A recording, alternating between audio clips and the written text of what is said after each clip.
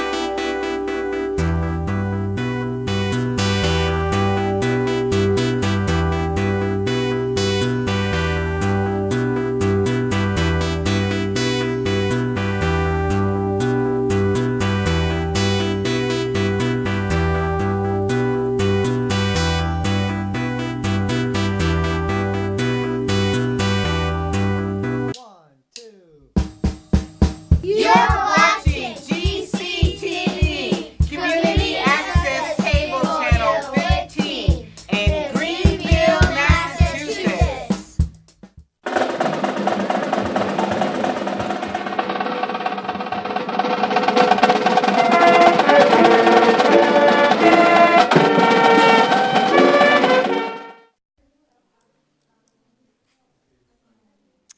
Thank you. Hi, everyone. Hi, everyone. Welcome. How's it going? Hi, committee members. Thank you. Hi. Today is Wednesday, November 13th, 2019. It is 6:32 p.m. and we are here at the John Zahn Community Center at 35 Pleasant Street in Greenfield, Massachusetts. This is the regular November meeting of the Greenfield School Committee. It's the vision of the Greenfield Public Schools that every student has access to an academically rigorous, enriching, and well-rounded education that affords them opportunities to be well-connected scholars and contributing members of the broader society. Thanks to everyone for coming. We did receive a request to move some business items, but before we do that, Secretary Ekstrom, if you could call the roll.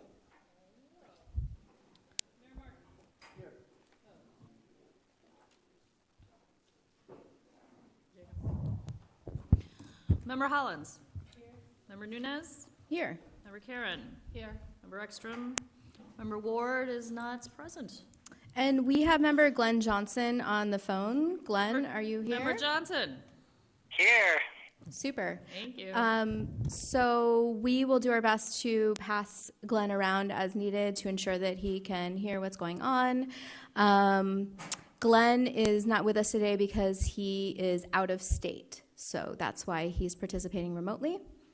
And as I mentioned, we did have a request to move business items number 1 and 2 ahead of our regular reports.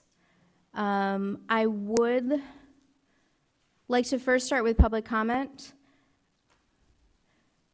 So I guess I am asking if the committee would like to move public comment to be first, 1 and 2 after that, and then approval of draft minutes and committee reports. So moved. Second by Mayor Martin. Okay, yes, Member Hollins.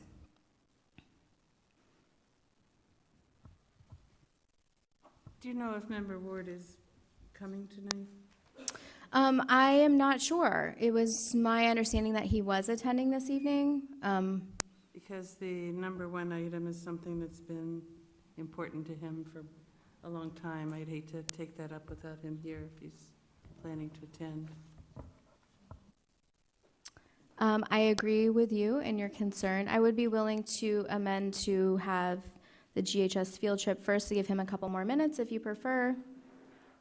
Would you accept that amendment, Member Ekstrom? Yes. Mayor Martin, are you okay with that? Yes. Okay. So all those in favor of moving those items around? Aye. Okay. I believe that was unanimous. I think with remote participation, all the votes have to be roll call. Oh, thank you, Member Hollins. I think you might be right about that.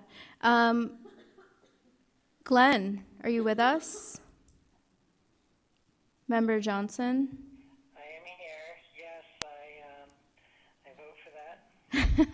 Okay, he votes yes on that. And so do you want to go ahead with a roll call? Thank you, Secretary Ekstrom. We'll just go back through that vote. Mayor Martin. The vote is to delay, No, switching stuff around. with the purpose of doing that was for Pam to get here. Mayor Martin, we're just going to repeat our vote by roll call in order to be sure that we're following proper rules of procedure related to member participation remotely. No. Okay.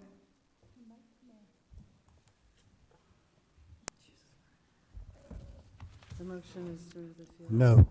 ahead of everything else. And I think this one person is remote. The mayor just voted no. Member Hollins. Yes. Member Nunes. Yes. Member Karen. Yes. I am also a yes. And Member Johnson is a yes. Yes. Okay, great. Did you want to vote? We're just moving. Okay. No. So abstention from Member Ward. Motion carries. We'll move forward.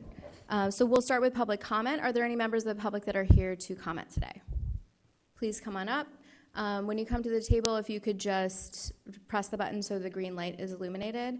And you have 3 minutes to talk. If you could state your name and address for the record, please. And Member Ekstrom, if you could keep the time. My name is Susan Voss. I live at 158 Log Plain Road in Greenfield. I am an IA at the Academy of Early Learning, and I am also the Unit C representative. Thank you. I saw 2 quotes on social media today that struck me as timely, and I wanted to share them with you. The first is, every present moment has future implications. The second, you cannot keep doing the same thing the same way and keep expecting something different to happen. Today at AEL was another day with multiple absences, no subs, and bare bones coverage. We had 4 IAs out, including 1 vacancy that has not been filled, a teacher vacancy, and our part-time behaviorist, who is with us very limited hours each week anyway. On the 4th of November, we had 3 IAs out and 3 teachers out. No subs. 3 classes were taught for the entire day by IAs, and each room was short a person. Coverage for recess and lunch, both times where IAs are with our kids, was from the IAs in the half-day classrooms, who lost prep time that they usually use to get ready for their afternoon class, and in some cases they lose their lunchtime.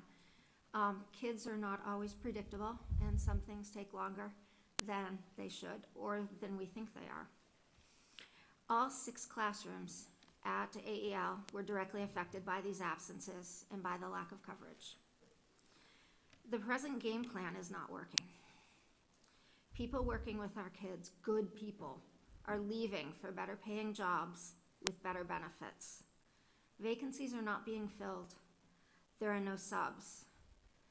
Our kids deserve better than this.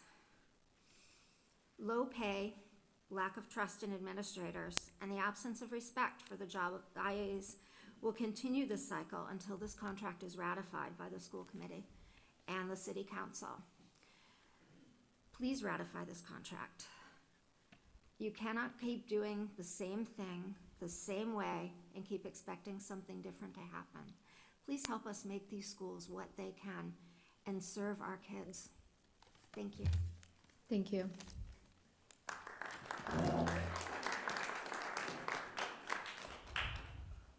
Are there any other members of the public that would like to comment?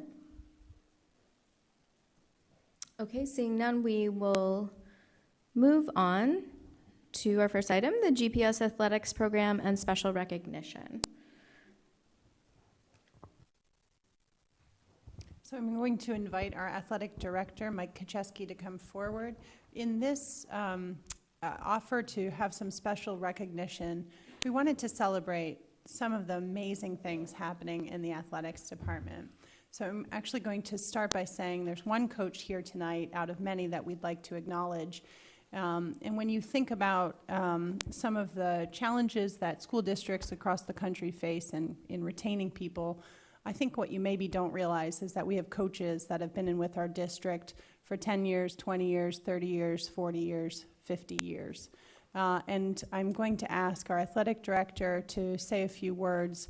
I'm also going to ask Coach Suchnik to come forward, and then we're going to move into talking about our students who are the real stars tonight. Well, thank you very much. It is an honor and a privilege to be able to represent the Greenfield Athletic Department.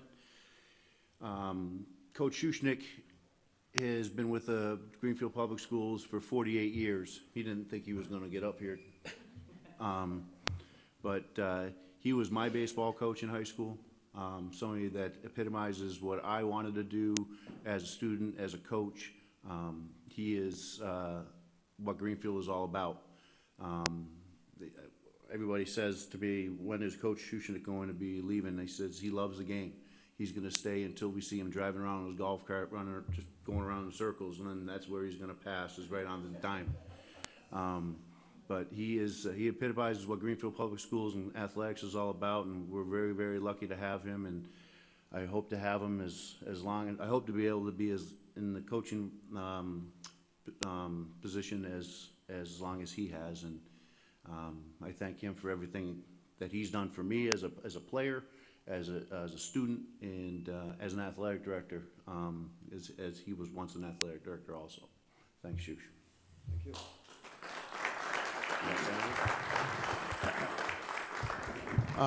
I'd like to thank you for this recognition. Also, two guys that aren't here tonight that have actually coached longer than I. I'll just mention them. Pete Conway and Al Dean. I've had the pleasure to coach with Al with football and a few other sports, and Pete is a track cross-country guy, but he's been around, I don't know how long. 55 years. 55. So, and I'll also say that Coach Dean, who has been on the football staff for 50 years, he was my middle school coach, my freshman coach, my JV football coach, and then a varsity coach when I was a player, and now I get to be his boss, which I'm really not his boss. But he has been a Greenfield educator, a coach, as I said, for 50 years. He couldn't be with us tonight, but Pete Conway wanted to come tonight. He's been in Greenfield Public Schools for 55 years. As his text said, and Coach Shush doesn't text, but Coach Conway does, who's 85 years old, said that I'm polishing up my dancing shoes and heading to West Springfield to get my dance on. So he couldn't be here tonight, but he's full of a lot of vinegar, and we love having these guys on staff because we remember where we came from. And we're trying to instill that into our student athletes. Thank you. Thank you.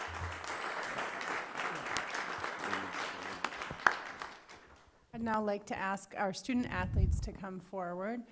I think we all could recognize and really congratulate an amazing season the Green Wave girls field hockey team I'd like to start with. I was at your game Saturday night. I know I was cold, and so I can't only imagine. You all were running and running hard, but I fell for you. You know, I wanted to throw a blanket out there. You were doing a great job, and you had a great season, and we're so proud of everything that you've done. I think I counted 13 players on our team to maybe 23 on the other team, and holding it tied into double overtime. You're a heck of a team. You're great athletes, and thanks for all that you've done. Congratulations. So I just want to mention who those people are here. Aaron Thayer's the head coach. Come on up, Aaron. And we have junior Katie Hazelton, junior Amber Taylor, junior Jenna Elwell, sophomore Maddie Kacheski, and freshman Lily Kackemeyer.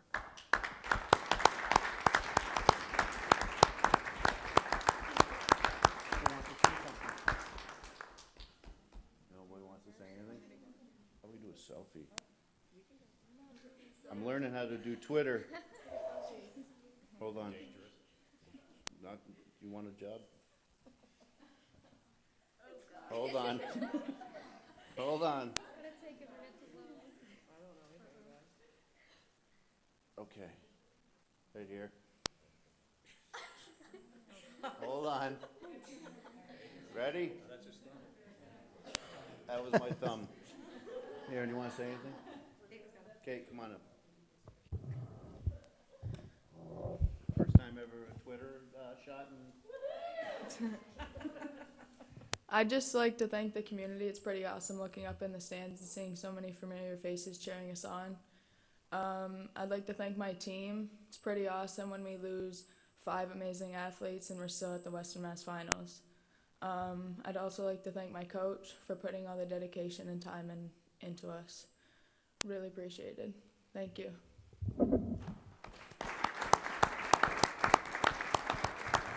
Thank you, Katie. Yeah, it was an amazing season for those girls. They weren't expected to be where they were, and with hard work, they got it. And I wish them the best of luck the rest of the year. Thank you. In all the other sports they do. Next is our girls soccer coach, Tina Riddell. Come on up, Tina.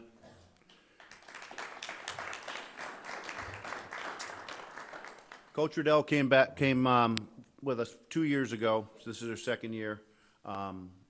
And brought us to the tournament for the first time since '92, I believe it was, last year. And then this year she won a league championship. So I think that's pretty good accolades for Tina. None of the girls could make it because they're all studying because they got a GPA that's pretty high. Not to take away from you girls at all. I can say that because my daughter's one of them, so I understand where it's coming from. But Tina, I wish, congratulate you and have a say. I, like these guys, am proud to coach at Greenfield. My niece and nephew go to school here. It's been rewarding to see the girls excel and not go into a game saying, oh, we're going to lose 17-0. And that's what we started off with last year, was an 11-0 loss. And I was like, how are we going to change that? And we won. And then this year, they were excited about winning, and they're more excited about getting a banner for the gym. So I appreciate it, and I thank you for your support if you came to any of our games. I thank you, Cameron, because I know that you came to our games. And I thank Coach K for hiring me. Thanks.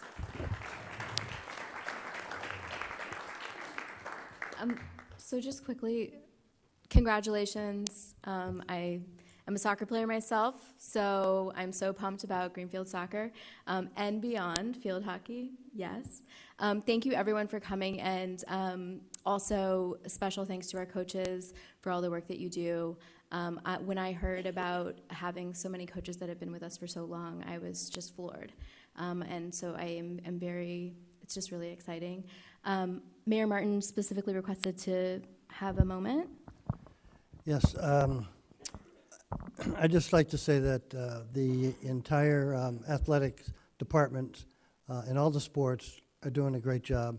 And that's the history of Greenfield sports.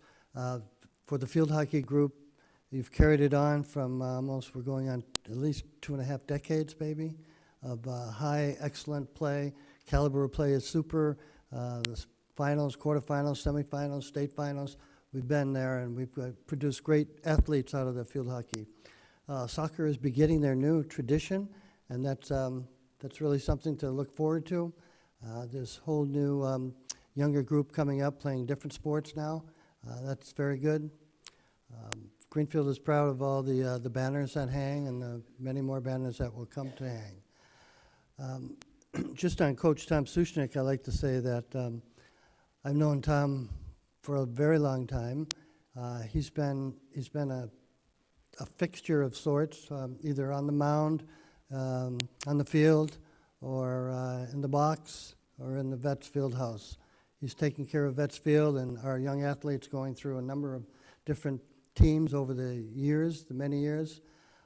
He's not only recognized for his great effort and time that he's given to the city of Greenfield and the Greenfield High School public sports program, but he's recognized on a regional basis, and I think Coach Kutch, you can mention that his New England recognition, that would be very, very knowledgeable for everyone in the house to understand that the excellence of our athletic coaches and teams go beyond the city and go across the land. Piggybacking on what Mayor Martin's talking about, is Coach Shushnik was a New England Coach of the Year. I don't remember the date, Tom, but sorry. But he's also inducted into the Massachusetts Baseball Hall of Fame.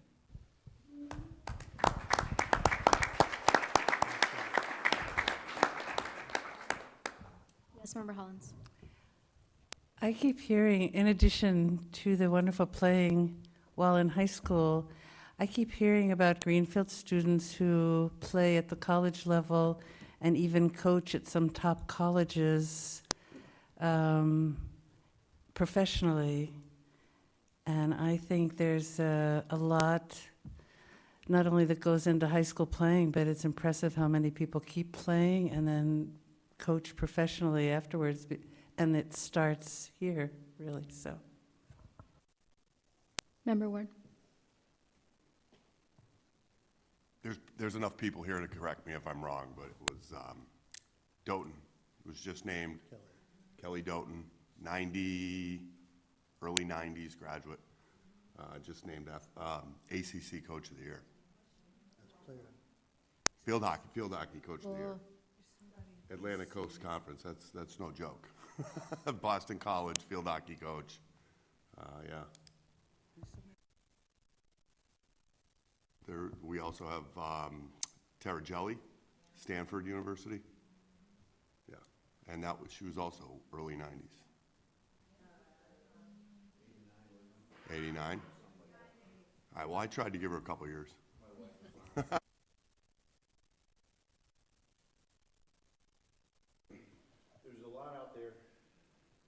There's a lot out there that are representing the Green Wave Nation right now, and we could use a whole meeting, and with a little research, we could probably put that all out there. But there's a lot of people in this nation that do care about Greenfield athletics, so you wouldn't believe some of the stuff that I get. Old photos and things from the 50s and pictures and of teachers that played and things like that. It's really neat to feel, to be part of it. And I'm a huge historian when it comes to stuff like that. My kids just roll their eyes when I bring out stuff. Hey, you got to look at this film from 1962. I'm like, oh boy, Dad, here we go again. But I think that's where we were made. I think each and every one of us have something that we grew up with that we still hold a piece of us, and Greenfield will always be a part of us. And I tell that to the kids every day, that they're always going to be a part of you. So, that's it.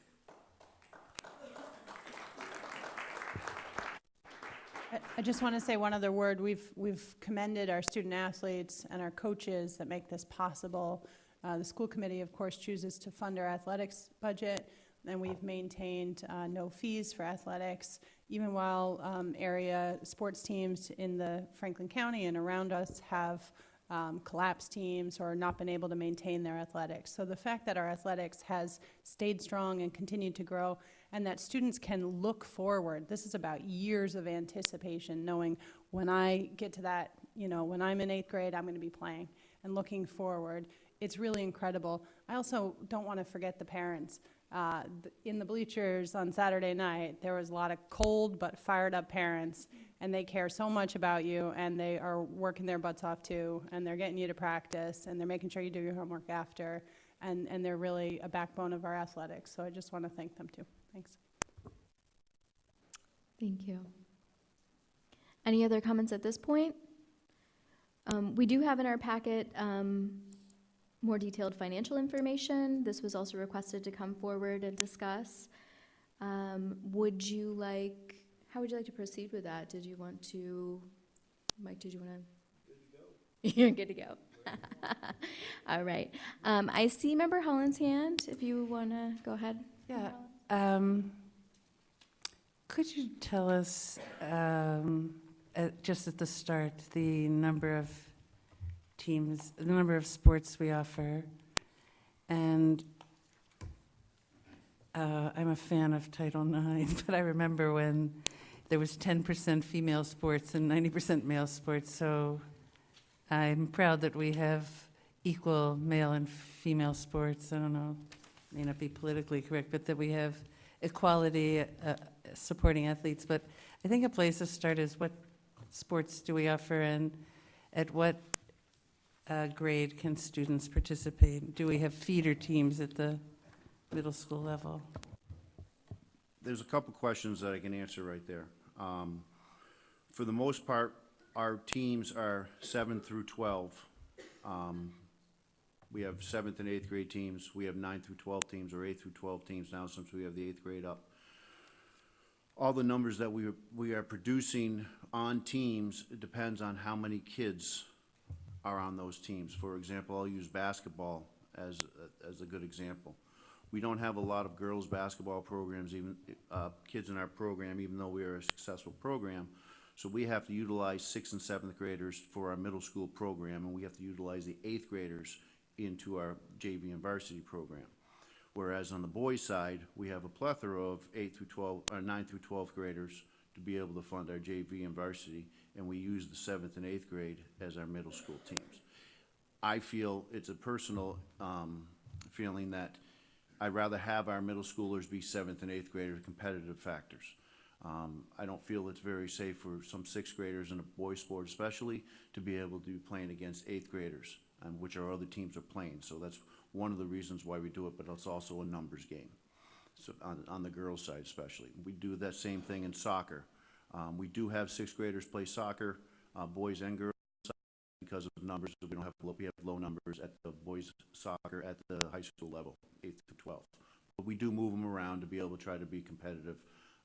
You know, it's not a recreation program. We don't want to treat it as a recreation program. We want to be a competitive program to try to make our higher levels better. I think that's anything more. So middle school programs, we have middle school football, middle school soccer, boys and girls. We have basketball programs and baseball and softball programs. We do sometimes, for field hockey, we have a MIA waiver that we are allowed to bring 7th graders up to play in a JV only. Again, that's a numbers thing. And with the MIA, if they're not in your school, you have to ask for a waiver for the PBIC, then goes in front of the MIA ERB board and we have to have certain numbers that allows our middle school 7th graders to be able to participate in JV programs only. We also have a middle school field hockey program that's just 6th and 7th graders. This year we allowed 7th graders to make the choice if they wanted to play JV or they wanted to play middle school, and we had I want to say we had about 15 6th and 7th graders that played on a middle school, first time ever playing middle school field hockey, and from what I've been told, it was quite a success. So talking to the coach, we had a great coach in Katie Hopp who came in. She's got a really good field hockey background, just to kind of create the camaraderie to get them to understand the game, to make our programs better down the road. So yeah, it's very confusing because I can see your face. It is. On my end, I have to keep track of numbers and be able to present this to 47 ADs in the PBIAC And the paperwork, sometimes you might get the paperwork because I have to submit it to the school committee. I know I send co-ops and middle school waiver forms to Adrian, and just to show that we are going for middle school waivers, and they're the only ones we do it for, is field hockey. We don't ask seventh graders to come up with anything else unless there is a need to be able to supplement our JV programs. Can I just restate what I think he said about the middle school teams? I just want to clarify what I think you said on the middle school teams. We offer football, basketball, baseball, softball, and field hockey. Did I miss something? Hold on. Soccer? Did I miss soccer? Did you miss soccer? Well, I have it all right here, that packet that I gave you, I have it all breakdown to middle school sports. So football, field hockey, soccer, boys and girls, basketball, boys and girls, baseball, and softball. Thank you. And sometimes you pull up sixth graders, and sometimes you get a waiver for a seventh grader. Okay. Sometime you can come and sit down and go through all the paperwork if you want with me. The middle school's on the third page of that. It's on that budget Excel spreadsheet. Member Ward, this was an item that you wanted to bring to the table. Did you have any specific questions? No, not specifically, but I think that you'll see from looking at what we're doing with athletics, that as with most of our programs, it's you know, we make the most with what we're given, and you know, I would be one of the strongest advocates for continuing to fund athletic programs. I don't know how we've been able to do it. When I was in school, it was $100 a kid per sport, and how we're able to do it. And you look at other schools that are not, and I can't stress that enough. You're not going to have a Thanksgiving Day football game, right, Coach? Yeah, that's correct. That is, the Turner's Falls program is football program no longer. How long? 100 years? 92 years. 92 years. That's, I mean, it's sad. I get a little choked up thinking about it. I feel terrible for all of the kids. The kids from Turner's that were able to continue playing football are continuing to play cooperatively with Mohawk. But yeah,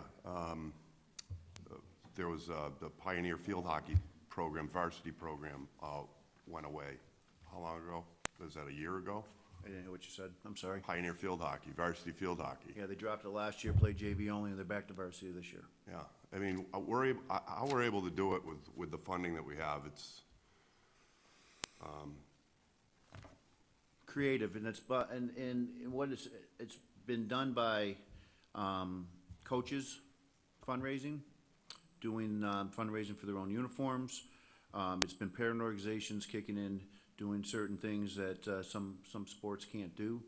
I mean, some teams can't, get the little things. What we have been able to do with what has been budgeted is do some creative budgeting. What's needed right away. Things that you need to be able to play the game, not the extra stuff. And our coaches that are with our staffs have been around long enough to understand what needs to be done and understand the fact that what we're working with and are all tight-knit community members and understand what we're trying to do. So they appreciate what is given, but they also appreciate what they have, and they take care of what they have, and year in and year out, never complain, get what they need, and supplemented by other sources as being parent organizations. And I'm not a big fundraising guy. I can't stand it, but sometimes there's a need, and we appreciate the community support in that respect. Greenfield Education Foundation has also been a contributor. Athletics. Alumni Association also. Yep, Alumni Association for sure. Alumni Association bought the scoreboard that's in the back fields and the new fields. They've been great to us, and the Education Foundation, we have requests in for different things over the years, track uniforms and stuff like that. So we also give you an FYI that we have an MOU with the Greenfield Fire Department that I created with Chief Strand this year. to save on our EMT costs. The private company AMR was raking us over the coals a little bit and charging us upwards to $150 for an EMT at games. And I've got an MOU with the fire department that charges only $100 a game, and we have local people working it that care about it. We also have Pioneer Valley Spine and Sport, Jamie Coffin, who's offered his time with the football and hockey programs this year and last year at a cut cost too. So it also helps our student athletes because these people who also live in the community are also physical therapists. So if a child has an injury or something that they might want to take care of, they can go and talk to these people, and it's a safety thing. And we're really happy to have people like that on board. Tina's an EMT also, having an EMT at a soccer game. Those are the people we try to hire to be able to help our student athletes. So if we're gonna ask anything else, because I do need to just want to stress one thing about next year's budget, and I think it's on everybody's radar, is transportation. And I have talked with Ed Vudrin recently. We have a meeting next week, but our transportation costs are through the roof for the first 2 months. So we've got to come up with some creative budgeting with this. They went 30% over what we paid last year. And so just to give you a heads up that Ed Vudrin and myself and Jake are going to meet next week to try to start using some of our own school buses. But again, I'm just a dumb football coach. I'm not a big budget guy, not a big numbers guy, but I could see down the road that we're going to overspend if we stay doing the course of what we're doing on transportation. So I just wanted to give you FYI on that. And you could see on the spreadsheets that I created of the different things that are going up. The transportation is upwards to $475 an average trip, and that's just going to Turner's. That's not like we're going to East Long Meadow. We went to Lee, golf team went to Lee for a tournament, a state tournament, and it cost $875 for 7 kids to go up there, and that's just outrageous. They've been very good to us. They've always given us what we've needed over there, but they're really raking us under the coals. Also, our game officials numbers are going up 10%. Cost, the MIA has and I'm on the game officials board, and sorry, but we got like a 10% raise for the game officials, but it over the course of time, the amount of officials that we use, it does add up in that respect. Contractor services might be a little bit. And most of our budget that we've come from is from the revolving account, and our revolving account is going to take a hit this year because we have no games in November, and the ticket sales is all about revolving account, and that's where all our funding comes from. Losing the Turkey Day game, that's about a $3,000 hit. I mean, it sounds like small peanuts, but that's uniforms for the track team or the uniforms for the soccer team or something like that. So for us, that's a pretty big hit. But I just wanted to make you aware of those things, and on that, the Excel spreadsheet is what I project what's going to be costing for 2021 or next year. Thank you. And I saw Member Ward. Did you want to say something? Yeah, more so just to open up a dialogue here with the school committee.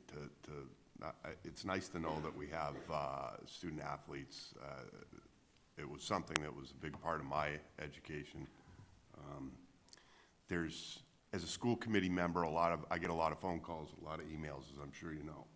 And there's a lot of misinformation out there, and I think that it would have been a good idea to get this in the open so that it can be looked at. We can talk about it. We hopefully recognize how many people are involved, how important it is to them, and that we continue to support this and take a good look at the numbers and see how we can help Coach Athletic Director and Coach Kacheski and the rest of the Green Wave athletics.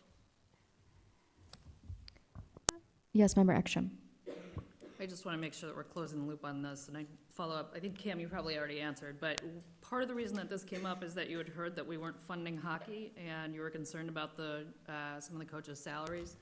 Is this answering your question? this is and is not answering my question. This is, again, to open up a dialogue. Yes, part of what the misinformation is, you know, that there are coaches that are, they're paid out of this, and then there are transportation budgets and what, you know, how these programs raise their money, and asking for donations, businesses to help fund the sports. It's, you know, you hear things and you want to check it out, so you go to the coach and you ask, or you go to the athletic director and you ask to see. So, no, it hasn't answered all of my questions, but it is a start. Any answer on the hockey? Because I have the hockey. So, as you know, we are a 17 co-op with the area schools in Franklin County. We supplement buses, contracted services, and coaching salary, one coaching salary. The ice time that is raised by the parents. The parents raise $20,000 to $25,000 for ice time. That is not on the dime of Greenfield Public Schools. The only thing that's on Greenfield Public Schools is buses, contracted services, EMT's part of that, and any equipment. They get a case of pucks. That's it. Most of that, and then everything else is raised. This year, for the first time, I gave invoices to the 7 schools for $300.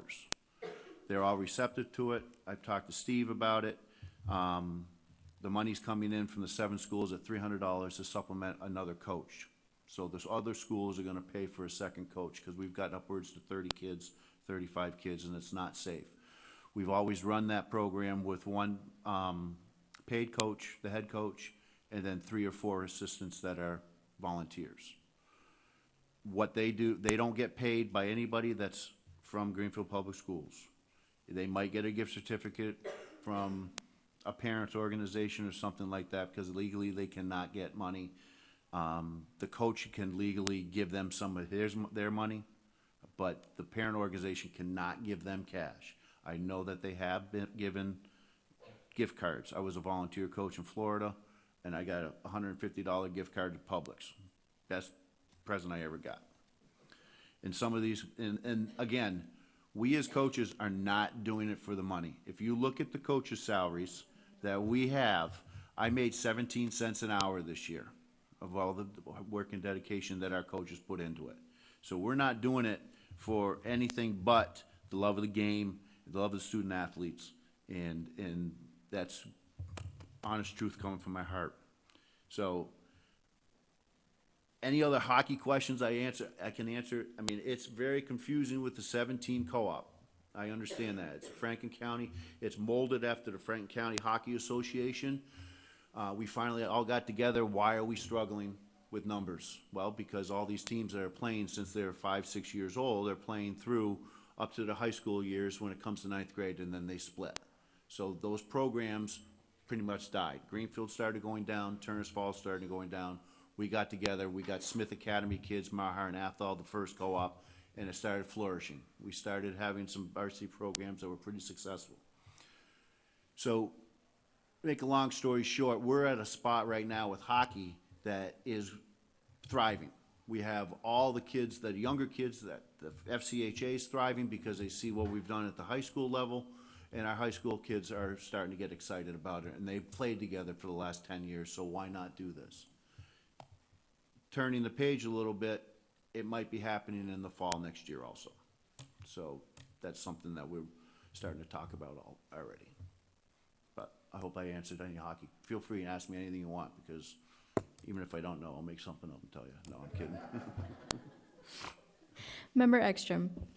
Yeah, so my niece played hockey in college and high school and all of those kind of things. And just to sort of reassure people, or because I don't want to say, I don't want us to feel like we're shirking our duty. Hockey is really expensive, and there are not a whole lot of schools that fully fund their hockey teams, because ice is expensive, equipment is expensive, travel all over the world is expensive, and so I think an unfortunate downside to having a great hockey team and having great hockey programs is expensive, and families have to swallow a lot of that. And It's a lot of long hours for families and coaches and everybody, and so I don't think you all are running anything out of the ordinary of what a lot of other hockey programs see at So- this age, at least. To answer that, we do have programs that, for kids who want to try hockey, they do it at the FCHL level very well.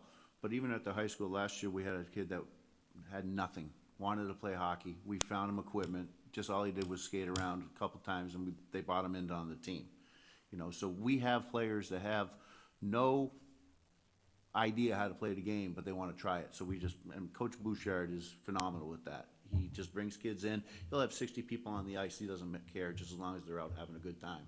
And we do have kids like that on there. And that we do have opportunities for the underprivileged. All girls are playing hockey too. We have girls that are playing hockey. We have a co-ed team. Right now, there could be a possible co-op in the next 3 years with a girls team out of Amherst.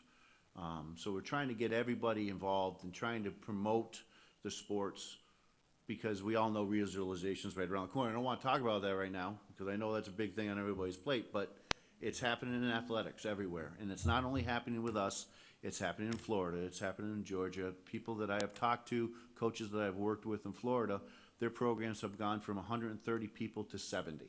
So it's not an only Greenfield, Frank County, Massachusetts thing, it is a national thing. So I think the biggest thing that we've got to fix is what we've got going on here, and we're figuring that maybe bringing some communities together and doing it athletically, and it might be the way to save a lot of different athletics. Yes, Superintendent. I just want to make one final comment about our students, our players, and the ethics of our athletics department, kind of in closing. When you think about the league champs and the soccer team, or teams like our field hockey team making it to the finals again, these teams are playing together. And I think when you watch a game, part of what's fun about it is how well our teams work together. And it's not just these teams. Our students work really well together. And that speaks to what's important about athletics in Greenfield.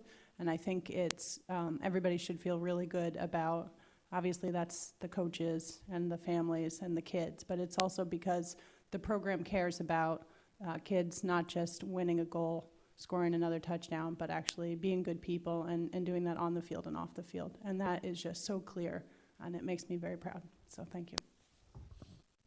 Thank you, Superintendent. I'm going to check in quickly with Member Johnson. Member Johnson, did you want to make any comments before we wrap up? He's sleeping. Are you there? Well, Hello. Sorry, I had put myself on mute. I just appreciation for everyone who's working so hard, and just echoing the thoughts that this is an important part of learning and learning teamwork and leadership, and so I just appreciate everyone involved in the community who's helped to make the athletic program so successful. thank you. Any closing comments over here? I echo all the appreciations. I just like to ask a question, which maybe, I don't even know if you can answer, about the budget overview that we have. I'm very appreciative that the budget overview shows the actual expenses we had, which is different than what we budgeted. For FY18, the athletic program was $228,000, and the actual expenditures for 2018-19, which was last year, which is different than what we budget sometimes, was $230,000, and our budget this year is $211,000. So our budget is, I don't know, $18,000, $19,000 less than our actual expenses the last 2 years. And I was just looking through this. I was going to ask a question about the referees, the EMTs. And if you're saying that our transportation expenses, well, I'll just go on. I noticed that the referee expenses at the high school are up $3,000 from what our actual was last year. And our transportation is down, 9 or 10,000 from what our actual was last year. And the supplies are down about 3,500. So I was thinking, gee, you're saying that our transportation is going to be more, and we're already budgeted 8,000 less than it was last year. So looking at our actuals, I'll round it off. So it's about 230,000 is what we've actually spent, and our budget this year is 211. So it looks like without even the transportation, we might be short unless there's something different about this year than the other years, fewer teams or... Well, no, there's nothing different than what's been in the past. What opened my eyes to it is when I've got the first 2 months of transportation at $30,000, and we've already spent half our budget for 2 months, is when I went, wow, what are we gonna do? So that made me start looking at a little bit more. What's the game officials that I have on here, this is for the 2021. That's what's gonna be for the cost. And I estimated the same amount for transportation for 2021. So I didn't realize that it was going to be 30% more than it was last year at the time of until I got the bills. I was like, wow, what am I gonna do? What are we gonna do? So that's why I started contacting Ed, saying, help. You're sounding like a school superintendent. I don't want to be a school Because all the costs $5,600, going up I don't feel like it'd be on the school for superintendent. transportation. And so I can't honestly answer how that's going to go about. I mean, So we have to keep our eye on that because it looks like we can anticipate a $20,000 or $25,000 and that's where I'm at. shortage. That's what I'm saying. Okay, thank you. I'm working to try to get it down by talking to our transportation people to be able to utilize buses in the wintertime, probably for about 40% less. Thank you, Mike, for all your work. Okay. I'll just add, I met with our transportation coordinator on this matter today, and we're supportive of trying to find ways that we can continue to support athletics. We were talking about cheerleaders have a number of occasions that they're coming up that we need to transport a number of students to participate in athletic events. And the more opportunities that we have to use in-house transportation, the more cost-effective it is. So the increases that you're hearing about working with our bus vendors and Kosmeskis can really surprise somebody. The numbers you're looking at are the FY20 budget that was just voted by this committee. So there's nothing surprising in front of you in terms of the information that was presented by our athletic director tonight.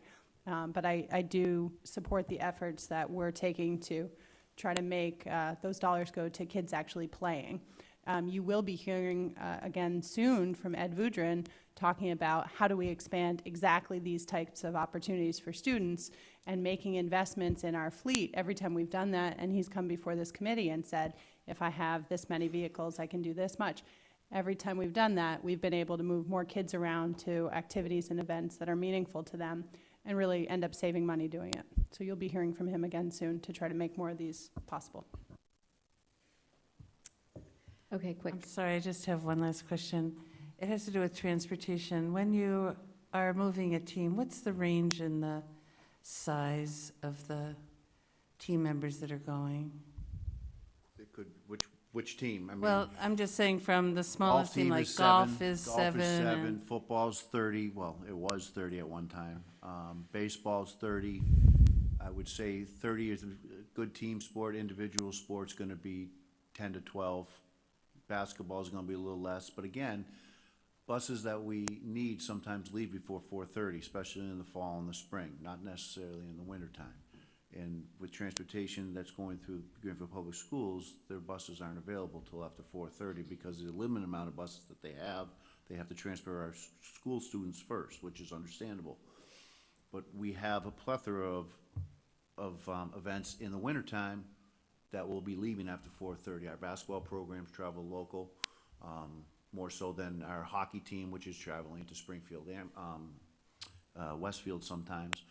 And the baseball team is local, softball team is local, football is not as much as it once was. Oh, you know it is, football is. Volleyball is local. So, I mean, I guess that all put into why my eyes are wide opened up because our teams are traveling the same amount of spots, but we're spending $10,000 more. So that's how I kind of opened it up a little bit. And also our league place every 2 years, we might be placed in a different league, which we're going to have to travel. Like our girls basketball program has to travel a little bit more this year because they're placed in a different league. Field hockey, we got placed into a bigger league, the top league. We have to go to Longmeadow, Minnechaug, Agawam, West Springfield, Westfield, and that costs a lot more. Well, when you're good, though, you have to travel and play the best, so that's why we do what we do. So I do want to wrap up. I saw Mayor Martin and I saw Mayor Ekstrom. So let's go right ahead, Mayor Martin. Mike, on your front sheet, you've got the fiscal year 20, and it shows revenue at $2,295. It's on the bottom chart. I don't know. Which one are you looking at, sir? Front page, bottom chart. Oh, down that's, here. yeah, okay. So if you included the November game revenue, which was about $3,000, that would only bring it up to $5,000, the $3,000 that we lost. So I'm wondering, every other year it's been around $22,000. What happened that the revenue dropped so much? So I do have last year's revolving account here. Just it was for informational for me to be able to see. Without the November games last year, we made $4,000. November games this year will be $0 because we have none.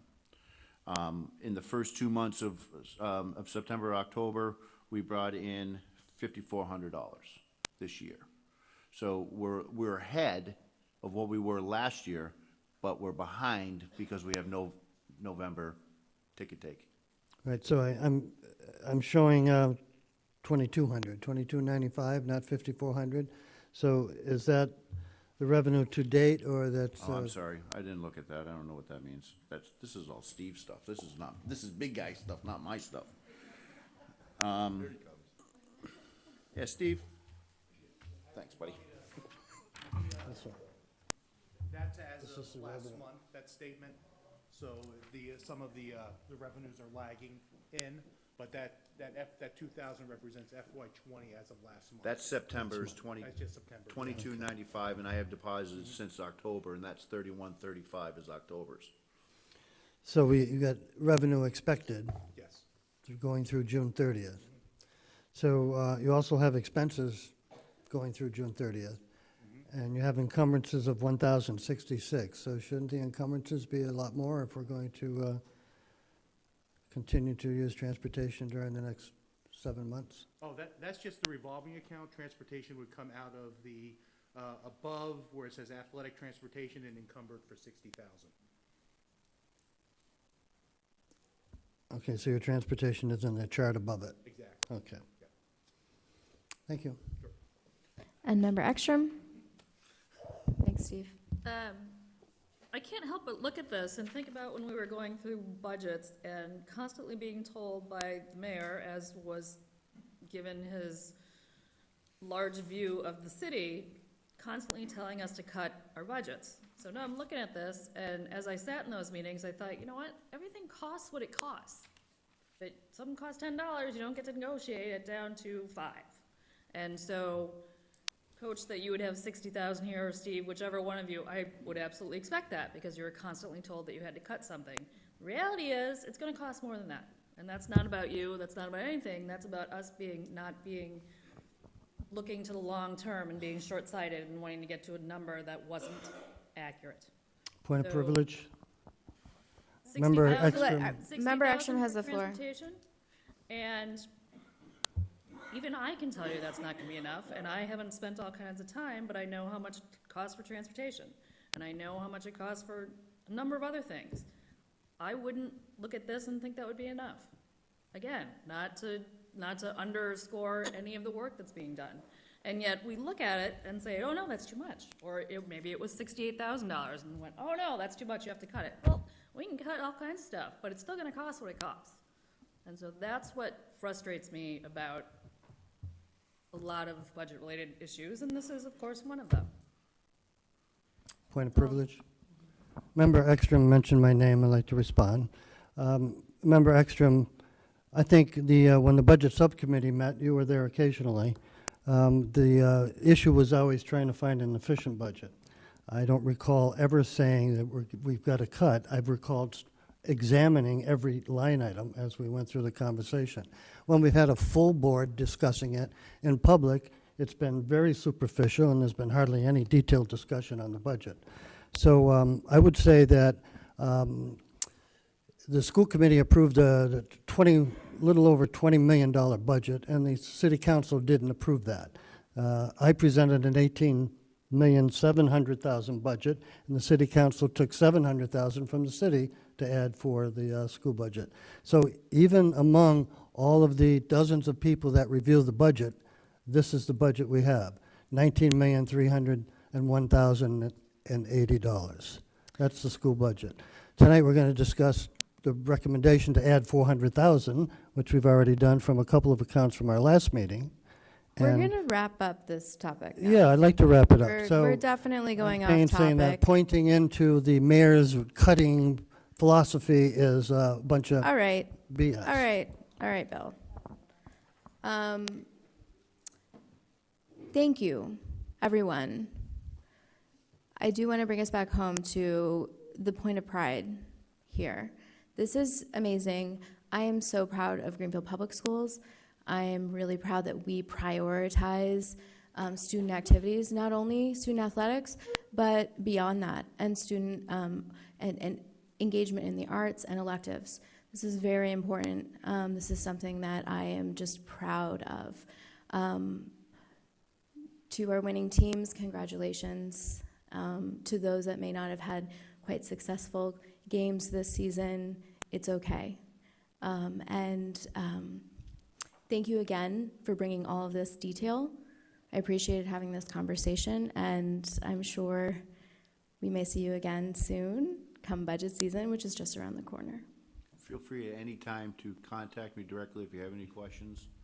I greatly work hard, and I appreciate all the efforts that you put in supporting us, and thank you very much. Thank you. Thanks, Coach K. Thank you. Thank you.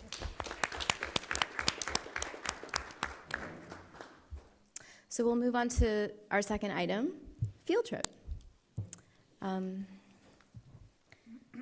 right, so we have a field trip to Spain, and there's information in our packets. Superintendent, would you like to introduce? Sure. any of This is a field trip that is scheduled to take place over the April vacation.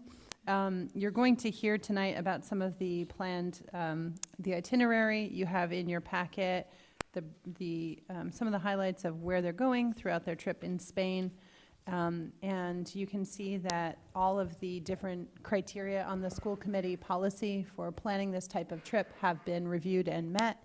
And Ms. Cloutier has gone through those and has reviewed those with myself and with the high school principal. There are still some date changes possible because the tour company will not finalize those exact dates until January. But the request always has to come before the committee before the commitment can be made to the tour company, and then the final dates will be given. So the minimum number of days that will be missed from school are maybe 1 or 2, and the upper end of that will be 3 days from school missed in addition to the April vacation. But really, every consideration has been taken so that students are in school as much as possible and taking advantage of this trip. And the chaperone ratio is important because we want to make sure that students are well chaperoned and supervised on the trip. I think Ms. Cloutier and Ms. Fitzgerald are planning to attend at this point. And so I think you have 10 students total, which would be a 1-to-5 ratio, or maybe 8 now with maybe 1 to 2 more coming. Yes. So 1-to-5 ratio. And Ms. Cloutier is here to answer any questions you may have. Great. Thank you, Ms. Cloutier, for coming, and thanks for your patience with the first agenda item. Did you want to add anything to that before we open up the floor? I think the superintendent summed it up well. You have the paperwork in front of you. This is EF Tours. It's the company that I've been traveling with since 1996. I trust them. They have not done me any disservice in any of their tours, and I'm open to any questions, I suppose. Okay, so let's start with a motion. I'll entertain a motion to approve the field trip to Spain from April 15th to April 26th, 2020. Moved by Member Ward. Is there a second? Second by Member Karen. Member Ward, did you want to speak to anything before? I think Member Karen wants to say something. I would just say that I know that Mrs. Kluter has been doing this for a long time. My daughter has been on the trip with the group, and I think it's fantastic. I wish I had taken advantage of it when I was a kid, or I should have when she went, but I think she forbid it. Maybe your daughter did. Yeah, my daughter. Member Karen? I just had a quick question, because you used the dates specifically in your motion. Should we remove the dates? Oh, is there? That could possibly change. Oh, I'm sorry. So maybe I could address that. So what happens is the tour company buys the plane tickets. They can't buy the plane tickets until we have approval. Okay. And so they make us give a date range with a 2-day window on each end, just to look for the most economical plane tickets, really. And does the date range, the 15th to the 26th, does that support your needs? If not, we can change it to an April. I think it's April safe to trip say to April Spain. vacation with the idea that there may be a date or two at each end. Okay. Is just a safe way to say it. Okay, great. Well, thank you. Thanks, Member Karen, for pointing that out. So Member Ward and Member Karen, Member Ward, are you okay with taking out the date range and just saying April vacation? Most definitely, and Okay. I'm okay Okay. without the April vacation. I mean, yep. Okay. Okay. Great. So we'll just say April vacation. I think it's helpful to have something a little specific. So that seems to satisfy every need. I think it's great. Thank you so much for doing this. I just love having these opportunities for our students, and I know that there's effort made to make this accessible to as many students as possible, so I really appreciate that too. And I very much support our students having this opportunity. So thanks a lot. Any additional comments, questions? Yes, Member Hollins? I have two quick questions. One, if it weren't for the cost of the trip, how many students that take Spanish would want to go? Probably very many. And I know one of our guidelines is to try and include deserving students, I don't know, that couldn't afford it personally. Do we still do that? We do, yes. And my last question has to do with chaperone costs. We have 2 chaperones, good. And the cost per chaperone is about $3,000, and that's included for the students cover that? Not with this number of students, so there will be some costs that will be absorbed by the chaperones. Thank you. Member Johnson, did you have any questions about the field trip? No, thanks for asking. Okay. Are we ready to vote on this, everybody? Okay. Member Ekstrom, can we have a roll call, please?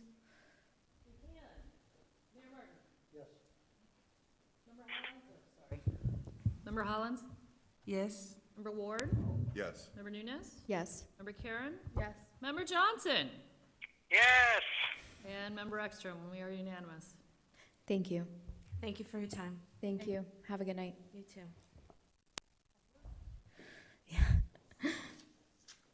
Okay, so we will go ahead and reset back to our approval of draft minutes.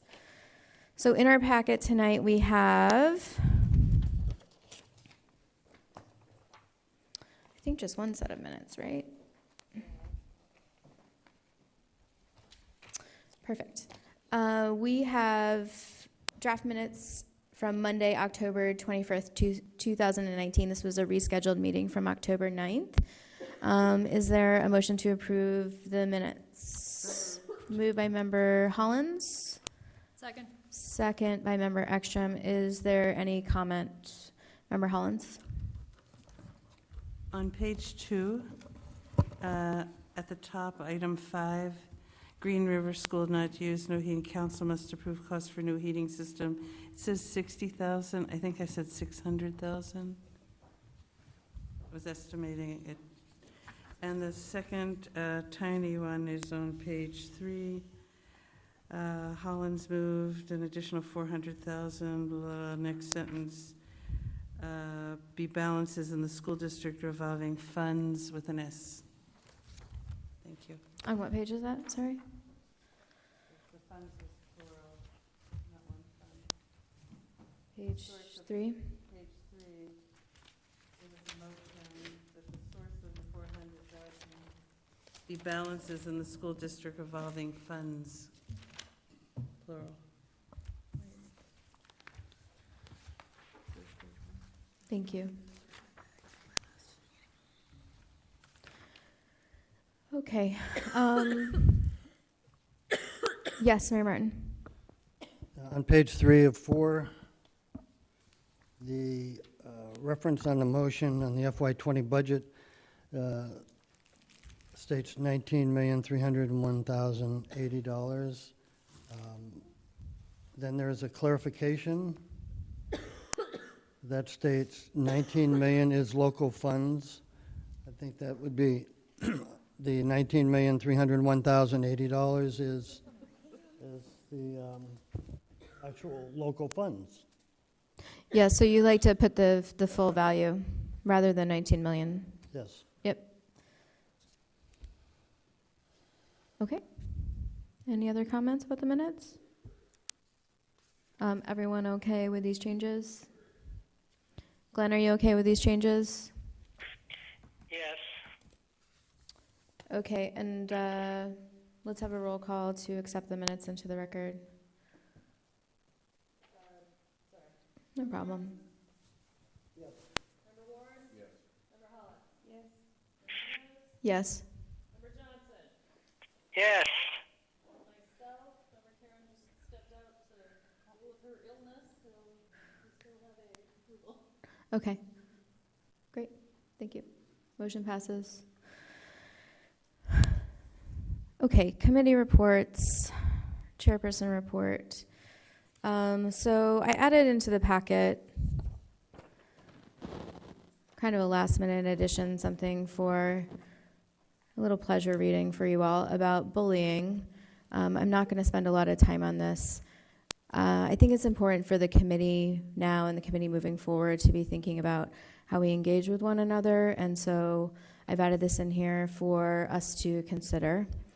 As well, this evening as I was preparing for the meeting, I recalled that Member Hollins had requested we have a school committee calendar. I will include that in tomorrow's packet, so we have a meeting on Monday. Yeah, no problem. And I forgot to say congratulations to those who were elected to the committee, and congratulations to those who will be continuing on. And many thanks to our clerk's office for managing our election. It feels like a distant memory now. We have such busy schedules these days. So thank you to all that went into that. And yes, I see a couple of the newly elected committee members here in the audience today. We're glad that you are paying attention to what's going on, and welcome aboard.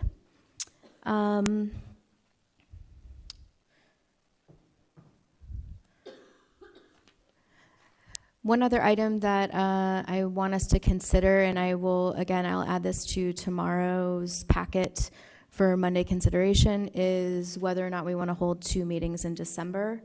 This is just something that I'd like you to think about. I think there is a possibility to manage all of our business in one fairly long meeting in December. As well, our meeting on Monday is scheduled at 5 p.m., and I would like the committee to consider right now to actually scheduling our meeting at 6 p.m. instead. Is that something that people are able to do? The reason is because I want to be sure that members of the public are able to come to the meeting and participate in public comment if need be. and just ensure that folks have a chance to get something to eat before we start our meeting. So what are your thoughts on that in general, you guys? Monday? Works for me. Okay, cool. So let's make it formal. I'll just move to start our meeting on Monday at 6 p.m. The location is still to be determined, so please keep a lookout for that. We'll have to iron that out before tomorrow's packets go out. So is there a second to support that motion? Second by Member Hollins. Okay, a quick roll call, please, Member Ekstrom.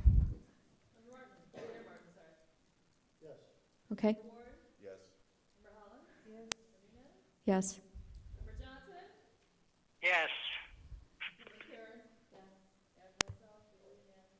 Thank you.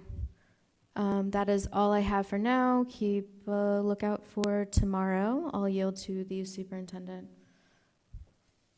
Thank you. I'll echo the congratulations to newly elected members and to those that are continuing on, and a word of thanks to those of you that have served over these past many years. In your packet, you have some materials related to the superintendent's report, which begin with a grant announcement. This is put out in a press release by UMass Amherst, and we have been working for about a year now in collaboration with our partners in higher ed, including UMass, to establish a regional writing center, and we were awarded a $15,000 grant for the establishment of a regional writing center, and Greenfield High School will be part of that. This is a planning grant that would look to establish it at Greenfield High School, and is a really exciting opportunity. In addition, we have been continuing our work with GCC, and there was, in fact, a meeting today off-site, a sort of joint venture between GCC and the collaborative, and some of us from Greenfield Public Schools looking at ongoing opportunities. We had a job fair, the Veterans Job Fair at GCC. Greenfield Public Schools was represented by Matt Holloway and Jake Toomey, and we, you can see here some of the positions that we're advertising and hiring for and looking actively to recruit. You heard in public comment earlier tonight about unfilled positions, and we are actively seeking people to fill the positions that the school committee has approved. We've run ads in the Athol paper, the Greenfield Recorder, the Gazette. We generally run a Wednesday, Saturday advertising campaign. We've done that for the last 2 weeks. We have that set to continue running, and we're really trying to drive people to those employment opportunities, because where we do have approved vacancies, we want to make sure that qualified people are in front of our students. Sure. What exactly is a writing center? This is meant to be sort of a community writing center, so it helps the skills of people that are writing. So you can think of like a tutoring center where somebody could come and get something polished up, but also more broadly, so members of the community could potentially access it, a way to really develop your literacy skills and to have students sort of tutor one another so they have an opportunity. Speaking personally, my experience with writing centers was really profound in that when I was dual enrolled as a student at Greenfield Community College while I was in high school, I was invited to work in the Learning Center where I participated in a similar center, and it's where I realized, boy, I love teaching. And so it would really be a good stepping stone for students that are ready to take that next step, as well as a way to support students that need more help. And over the course of the next year, we would shape exactly what it would look like in Greenfield, because of the planning grant will help us determine exactly what our needs are here that would be best supported. And then that would be supported with Title I funds, and we've identified some additional Title I literacy staffing that we are looking to put in the Greenfield High School Library to continue to sustain it. You also have several local media articles highlighting in part the girls hockey team, the soccer team, which we've talked about at length tonight, And then a recap of the new health curriculum that was approved by this committee that was recently launched in the schools. Parents at the middle school and high school should have received notification that these were coming up and an opportunity to opt out, along with additional information about where they could find out more and how to talk to their child's teacher if they had any questions. You always receive some of the local media and district events by way of the social media, and then that's followed by the school newsletters. The schools are really doing a great job with communication. A recent situation at the high school was shared with the parent community as well as with the school committee, and that's just one example of how timely communication has really been a goal of our schools, and working with me to try to get information out to the community so that there's information and not an absence of that, which leads to concerns or questions when there's a vacuum and lack of information. So we've been really working on that. We do have no school for the Thanksgiving break, so that's noted. And I do want to thank everyone that participated in the Veterans Day Parade, and of course our veterans, as we were closed in observance of Veterans Day this past Monday. If there are any other questions, I'll take those. Otherwise, I will turn it back over. Mayor Martin. Yeah, Superintendent, on that Writing Learning Center, is that, if there's 15,000 for Athol and Greenfield, does Greenfield get 7,500? Is that how it might go? It's a collaborative effort, so I think it's based on the number of representatives and actual hours, like timesheets of people that are actually working hours on the grant. So, but it is a regional grant. That $1,500 doesn't entirely go to Greenfield. It is shared. And so the money would go to someone who's working in the Learning Center or the Writing Center? Well, it's a planning grant, so they're working to establish it. So they're not going to be, it will be up and running hopefully next year, but they're working on the grant this year. All right. And is it going to be dedicated for gifted and talented, or to bring people, or students rather, to different levels of reading and comprehension? My understanding is that it's both, so that a student, in my work previously, I've, for example, in the capacity of a writing center, you could be working with a teacher or somebody working on a high level of research that needs a second pair of eyes, and so you're actually serving at a very high level in that type of writing center, as opposed to providing remedial support to somebody. So it really could look like a lot of things. Again, we're still in the early stages, so we're going to be defining that over the course of this year. Thank you. Did I see a hand over here? I just want to say thanks for all the information about what's happening in our schools. I always love getting that information every month. And I appreciate our principals working hard to, always every day better communication with our families. So thank you for that. And I'm curious, is there anything that we didn't know about anything related to the election? Were we free of any damage to the floor in the gym?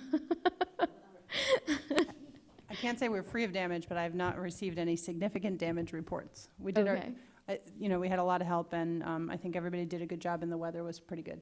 So Super. I don't think there was any significant damage, and I was glad we were able to help out the city with that. Yeah, and I saw some student volunteers, I believe, that were welcoming folks in, and that was really great. So thanks to those student volunteers. Any additional comments or questions for the superintendent? Okay, seeing none, we'll move on to subcommittees. We will have some updates on negotiations in executive session. I do not believe that policy nor health and safety have met. Do we have planning and construction? We did receive via email, thank you, Member Hollins, the annual report. I don't think that landed in the packet, so we can add that into the packet for tomorrow just for people to have this information. Member Hollins, did you want to mention anything about planning and construction? Yes, I will. We did meet on October 15th. There's a long discussion about the library, which is now passed, but at that meeting there was a motion to affirm the Planning and Constructions Committee consensus opinion that the new library was more fiscally responsible than investing in upgrades to the current library. I think I had reported on that. There was some discussion about who was going to do minutes in the future, Their minute taker has moved to a different position.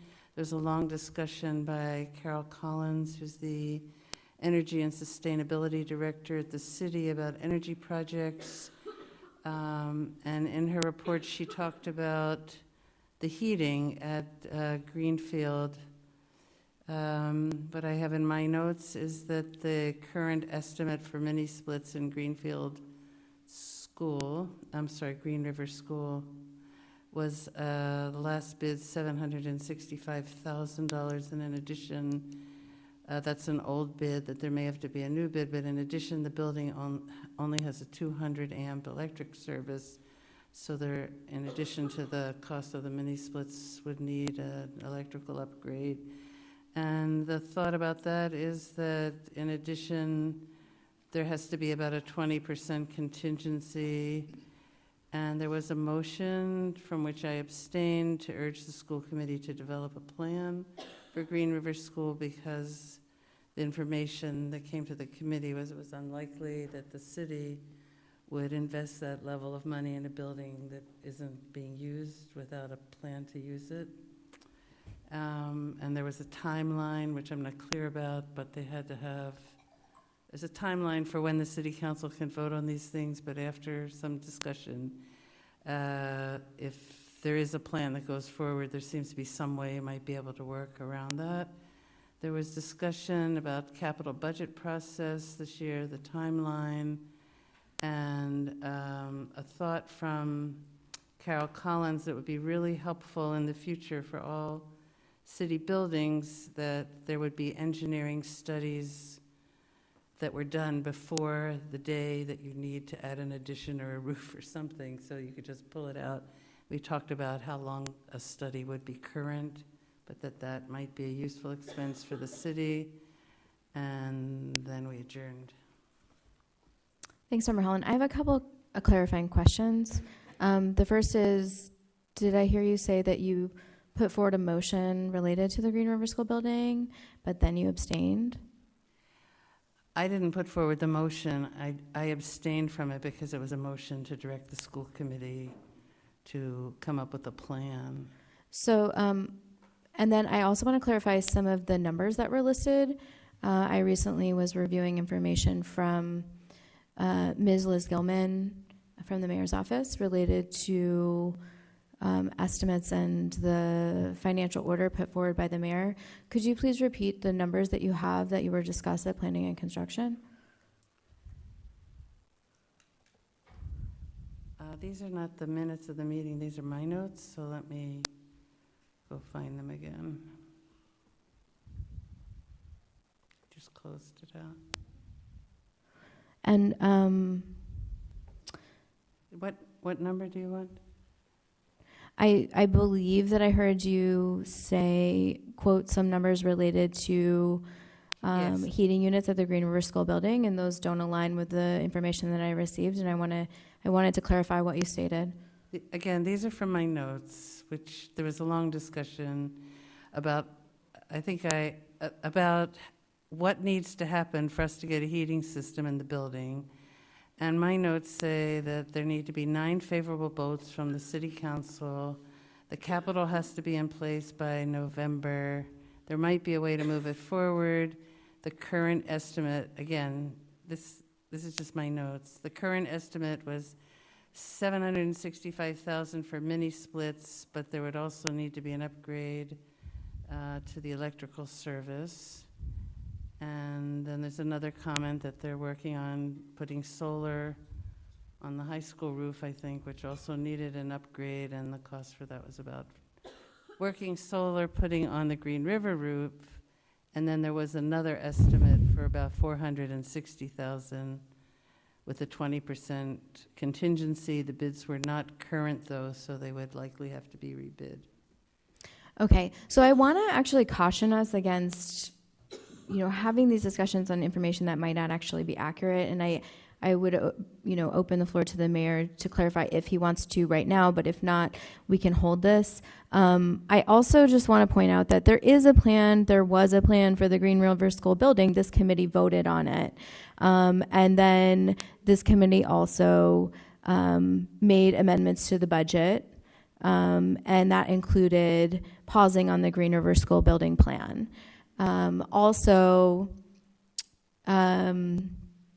So we've been touching on Green River School, and we have it on as an update here on the agenda today. We've been touching on this throughout and had a bit of a dialogue with the council. The council has pushed back on voting in favor of this financial order put forward by the mayor. And they have asked for information about the Green River School plan. And I want the committee to be very clear that it's the school committee's responsibility to be planning programming to be putting into our buildings. And we did put forward a plan, and thus far that plan hasn't changed. So the idea that there isn't a plan is not entirely accurate. And then I also just want to say that I have been in dialogue with the mayor's office related to specifics around the Green River School financial order, also including President Reno, to just make sure that the council is updated on any action of the school committee. At this time, I have told President Reno that I did not anticipate any new information related to the Green River School building coming to the council prior to our December meeting. As I mentioned before, it is here as an update, so I appreciate it coming up in general. I think the superintendent wanted to say something. Did you have your hand up just a second ago? If not, that's fine. I just thought I saw your hand. No, I had two clarifying questions about the report. The first was just that we had some exchange about the availability of minutes, and I did receive a reply from member-elect Wall, I believe is the correct way to refer to the elected school committee members. And I had a question about the installation of solar roofs at Green River. I think this is the first I'm hearing that there may be an installation on the roof at Green River. I'm wondering if that has gone before the council for approval, and if so, if that project is moving forward without a specific program at Green River, or if that is also on hold until the council reviews the current plan from the school committee. Member Hollins. I don't know the answer to your question, but my position at planning and construction, every time panels on the roof come up, is that the school buildings are under the jurisdiction of the school committee, and any change to the buildings, the proposal needs to come to the school committee. I believe that's accurate, and that's what I say every time.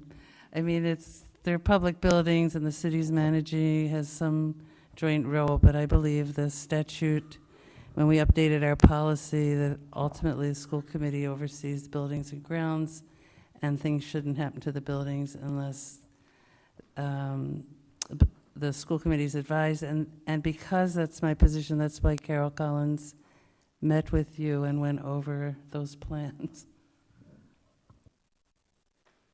Thank you. Any other comments, questions for Member Hollins related to planning and construction? Yes, Member.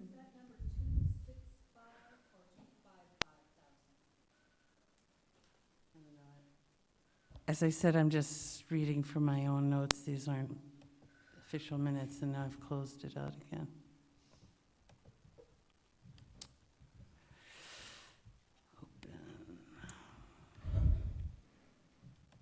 I don't know it. Wait. The notes that I had, which aren't official minutes, was an estimate on mini splits of $765. For the mini splits, okay. Mayor Martin, you have your hand up? Yes. I believe there were, at the last three city council meetings, both you and the superintendent were asked questions by the councilors regarding the Green River building. And I think did someone request some information about the minutes of those? And Liz had sent them out to to the superintendent and yourself?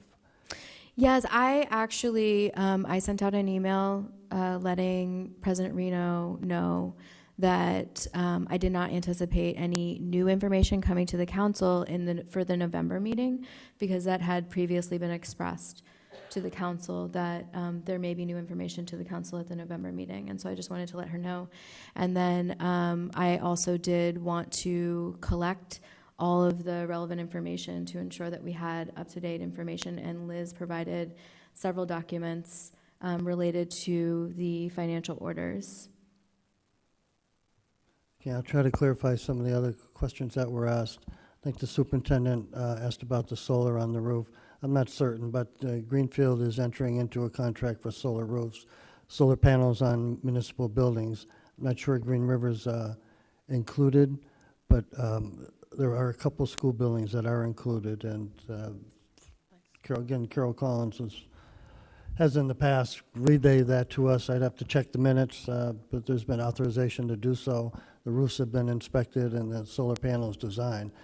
So the council in about 3 months will address the process by which these people put the panels up for no cost to the town, and the buildings use the electricity on site. So there is a lease, a long-term lease agreement that the council will review and approve. Thank you. That's helpful. We did have discussion in the past related to that, and we should check the minutes and make sure that everything's covered. I believe the discussion was the high school, which was built I think it was solar high school ready, too, yeah. and then potential expansion to Federal Street, with the clear understanding that it would come back before this committee if it was going to expand to Federal Street. So it might be helpful to have a copy of an MOU or a lease that discusses long-term use of the school buildings and any obligations of the school to maintain, if there are any or none. Would be helpful information. So why don't the chair or the superintendent get in touch with Carol? She has she's the source for all the information. That's she great. can pass on that lease proposal that's, I think, completed and will be brought to the council, as I said, in a couple months. We can definitely get in touch with Carol and make sure that everything is taken care of. Member Hollins, I see your hand. I was just going to make one other comment about the Green River School. I remember that we approved a proposal, I think it was for 10 or 12 students, an alternative program, I don't remember exactly. And then I think because there wasn't heat, we weren't going to keep that money in the budget. I don't remember that exactly. But the point I want to make is, going forward, whatever we need to do to smooth out our relationship with the city, we should make that a priority, because regardless of the specific dollar amount, it's a really big investment to put heating in this building. It's a wonderful building. Our enrollment seems to be going up or holding steady, and we should bring back the plan and somehow work out something with the city so we can get heat in this building and use it, because it deteriorates. So I think just, getting into who done it and who said it, we just need to have a better working relationship with the city, and we need to get this building operational, and that's what I want to say. Okay. Member Johnson, did you have any comments or questions at this point? That we are essentially on planning and construction related items, but we blended in a bit to Green River School. No questions, thank you. He said no questions. Okay, so we will move on to the Collaborative for Educational Services. Collaborative is meeting as we speak. There is nothing to report upon. All right, thank you. Super. So let's jump right into substitute pay rates. You have in your packet some information about substitute pay. Superintendent, if you want to walk us through when you're ready. I'll ask Steve to come forward, so he's available as it relates to the budgetary impact.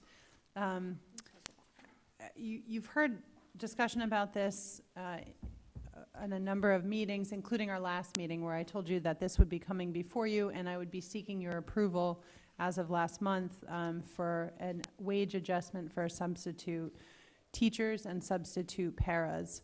Our substitute fill rate, which in common terms means if you put in for a sub, how often do you get one? At best, it's half, at best. But if you're looking at paraprofessionals, it's 1 in 4, or 25%. And there's a lot of head shaking in the audience. That's on a good day. And so that's, one person's out, there's a 1 in 4 chance that you get somebody.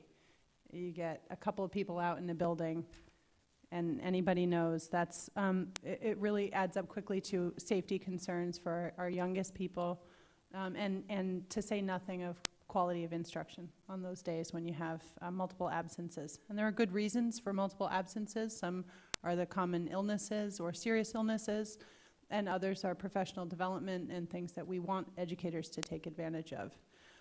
Included in your packet right on the front is area subrates. And so some area schools are sort of in line with where we are, but what you're seeing is the most recent rates that have been set regionally are up to $100 a day, and that's in neighboring Gilmontague, and that just happened in the last couple of weeks, and that's for both licensed and unlicensed substitute teachers. We have a unique challenge in Greenfield, which is that we have expanded learning time schools where you're working a 90-minute longer day, and we do need staff for those the entire school day, and so we need to be able to not just attract people, but attract them to the schools with an even longer day where we're asking people to work more. So we are proposing a significant increase, and those rates are on the last page. Our para subs are currently working at $11 an hour, and we're proposing that the sub paras are up to $13 an hour, and we're looking at a teacher daily teacher sub rate of $100 per day with a 4-year degree, $95 a day with a high school degree. And we're trying to add a category that recognizes that we have a lot of retired teachers that would actually like to come back and sub, and that they know our students in our district. And so if you're a retired teacher or you're a certified teacher, we're recommending that we pay them $105 a day. Just a simple way to acknowledge their expertise, and $125 for our expanded learning time schools. So those are our recommendations. We think they're in line with area rates and the clear difficulty that other districts are having attracting good people, and the fact that we need to maintain safety for our students and staff first and quality of instruction second.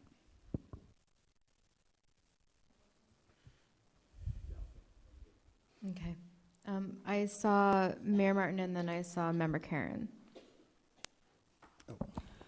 Thank you. You said we recommended it. Is this a task force, or is it a direct recommendation from the superintendent? This memo is written by Steve. I've reviewed it with him. I've also met with all the principals on it, and I think you've heard considerable public comment on it. So when I said we, I meant the administration has made this recommendation, and I support it. And I'm asking the committee to vote favorably on it tonight. And you also stated that Gilmontague increased their rates 2 weeks ago to 100. I can't find it. Oh, Turners Falls. Okay, to 100. So they're the only school that has done that? They're the most recent district to make that adjustment, yes. Is there another district that has made that adjustment? Well, you can see Pathfinder offers $100 for a licensed teacher, and that's been in place for quite some time. My understanding from the sort of chatter is that there are other districts that are considering this move, given the difficulty that all kinds of districts are having. But these are as current information as we could get in the last month as we brought this information to you. When we discussed this about 3 or 4 years ago, and we increased the rate, we also discussed what were the issues, what is causing this. We're looking for some type of impact of what's causing the critical need for substitutes. So apparently there was a study done on, I think at the time we were talking teacher substitutes. It was a crisis brought forward by Jack, the union leader, Tom. No, not, yeah, Tom, you're right, Tom Bavacqua. exactly. Tom Bavacqua. And so what we're seeing here is quite an increase, a large increase in the number of subs needed. So on your chart on FY16 versus FY19, it looks like there's over a 50% increase in the number of subs needed, because of that's also the number of absences that are occurring within the school system. Am I interpreting that correctly? That's my first question. My second question would be, what are the opportunities to see what other impacts? So what we're presented with is this issue, and the solution is to raise it to $100 or $105 a day. And is money the answer to this? Is it the administration is not finding a solution to the problem? Is the school committee charged with taking more money to fill this void and to take care of the deficiency in the hiring process, the marketing process, the whole orienting process for bringing new people into the system to work these jobs? Could you repeat again about the deficiency? Because I think what we're seeing is we have no staff in our schools with children. And I think we have and I would be very open to any suggestions that this committee has to staff our schools tomorrow. I'm concerned about student safety. I get people approach me every day and say, I'm not sure that I can keep working here because 5 of my colleagues are out and I can't do 5 people's jobs. I have students who are not meeting their IEP mandated services because I can't put a person in front of them. Maybe the deficiency is in my advertising, Mr. Mayor, but perhaps we just need to pay people the same wage that they can get at Burger King to come and substitute, because it's a challenge. And I can't disagree with you, but I would say also that we need to look at all the avenues that would take care of this problem. If the same problem pops up every 3 years, then we have an issue on how we're marketing, hiring, training, certifying, and so on, creating a position. That may be, and it's worth looking at all the issues, but we haven't adjusted our rates in those 3 years either, whereas Burger King has. And I do think that in addition to looking at the other issues, I mean, this is just gross data. This is not a percentage of absences. We don't have a rash of absences with 50% more people out. But anecdotally, we are seeing more stress, more burnout, and more turnover. And that is not good for anybody's health. So, I think what we're proposing is not an extreme solution. I think it's a modest step. And essentially what we're proposing is to use the existing currently budgeted line, which we're not actually expending because we can't get anybody in. So this money is sitting there and is not being used because we can't find anybody to pay it to. So we're saying let's see how we do with paying a little bit more. I mean, honestly, you make better money just babysitting, so it's not significantly better, but I think that it will encourage people who know Greenfield, who like the kids here, who have neighbors, colleagues that work here to say, okay, great, let me give it a try. And then when we get people in, they tend to like working in our schools because they're good schools, but we need to get people in the door. So we've had this discussion almost verbatim 3 years ago, and several of the solutions brought forward was to work with to raise the level of the paraprofessionals and the one-on-ones that are in the IEPs to a level that they can be certified, and then provide that type of information, or rather type of wage and salary that would go along with that. I don't see that we've made any advancement during those past 3 years. If we have, it again hasn't come before the school committee. I'm sorry that you've not seen any advancement in the last 3 years, Mayor. Advancement in that solution to move the IAs or the paraprofessionals to a certified level where they can be receiving a different tier of wage base. Okay, Bill, we're actually entering into negotiation territory and getting way off course here. I'm not going to entertain any more back and forth on this right now. Katie had your hand up. Thank you for waiting. And then I see Member Hollins, and then we'll keep going. I have a really quick question. The estimated cost increase, is that based on current fill rates or what you're hoping would happen? Slightly higher. Hit your mic. It's a slightly higher fill Thank rate. you. Yeah. And Member Hollins. I have 2 comments and then 3 suggestions. My first comment is I support an adjustment. We need to have subs in our schools. Second is on the list of what other districts in the area are paying. All of the districts that surround us are paying about $85 a day, similar to what Greenfield's paying. So we just have to know when we vote this, we're going to force, I'm not saying it's a bad thing, but all the other districts that are struggling are going to have to raise their rates. That's going to be a reality. And the superintendent said she would like suggestions, so I have 3. I don't remember how many years ago, I think it was about 4, that we switched from having a caller who had a relationship with our subs to a program where you would look in and see what everybody's advertising.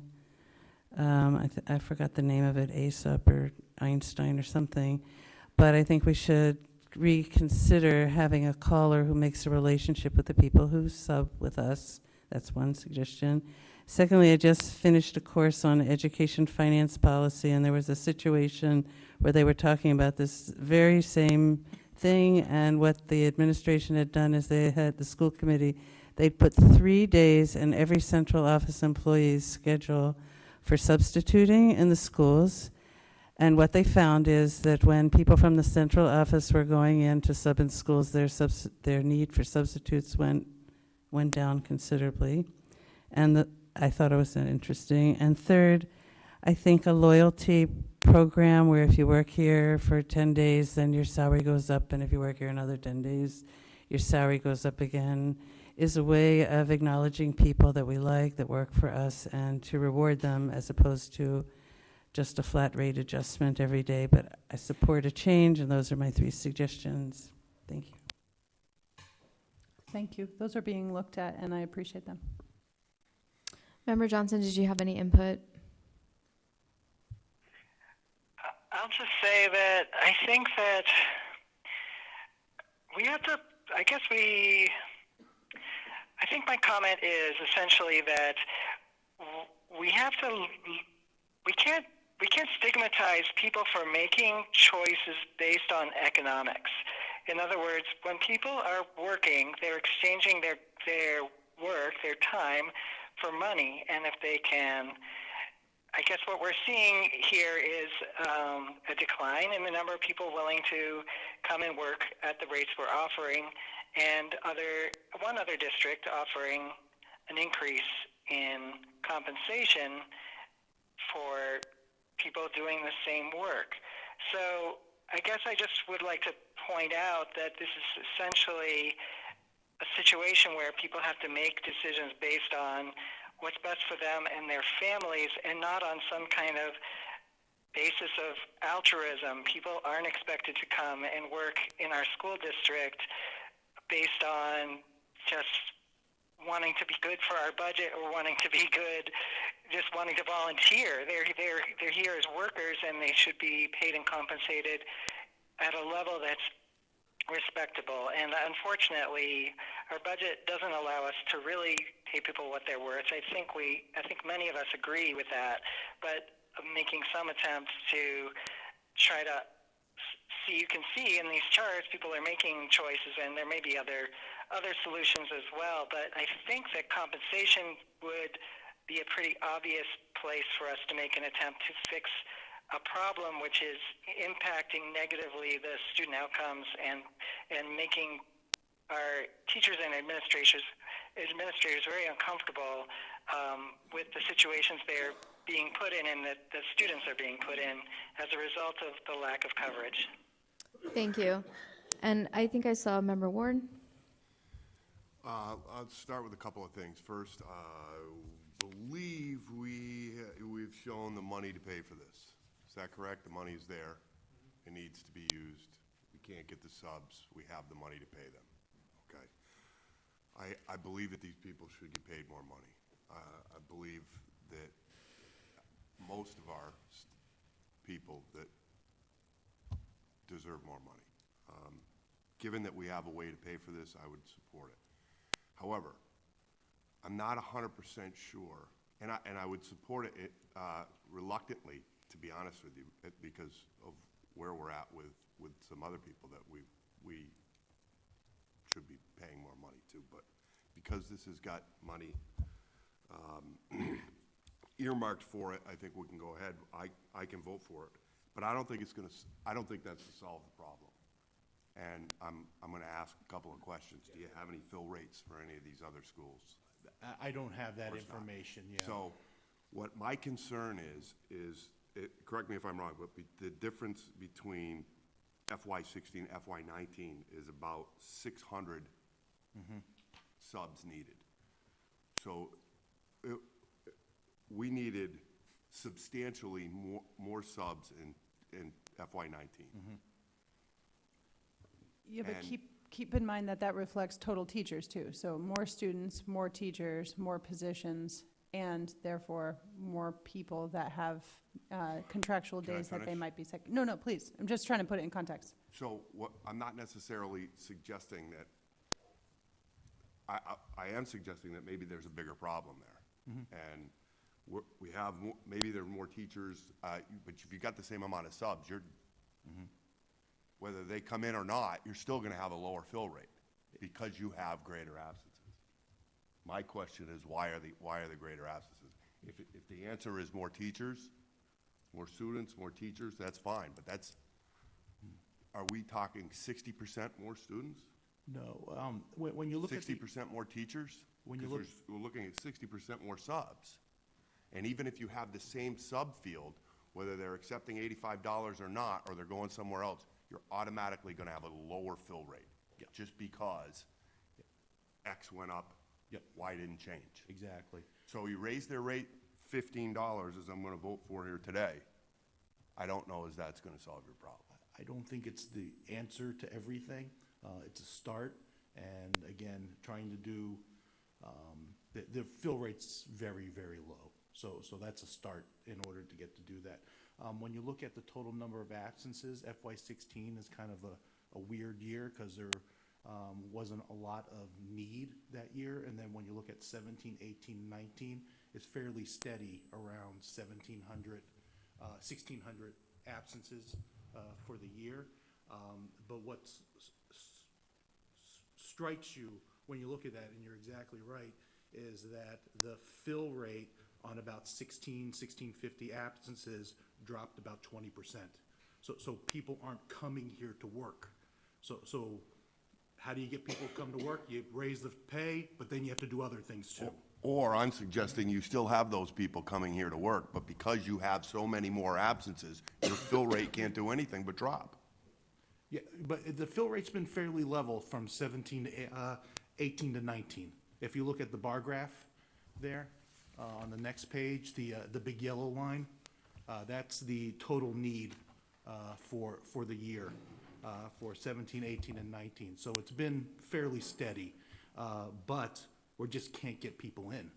So you see that blue line at the top? It kind of dips down. That's a tremendous dip in the ability to attract people.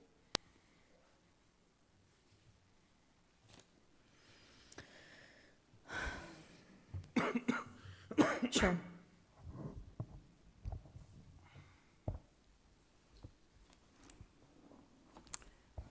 I have a motion.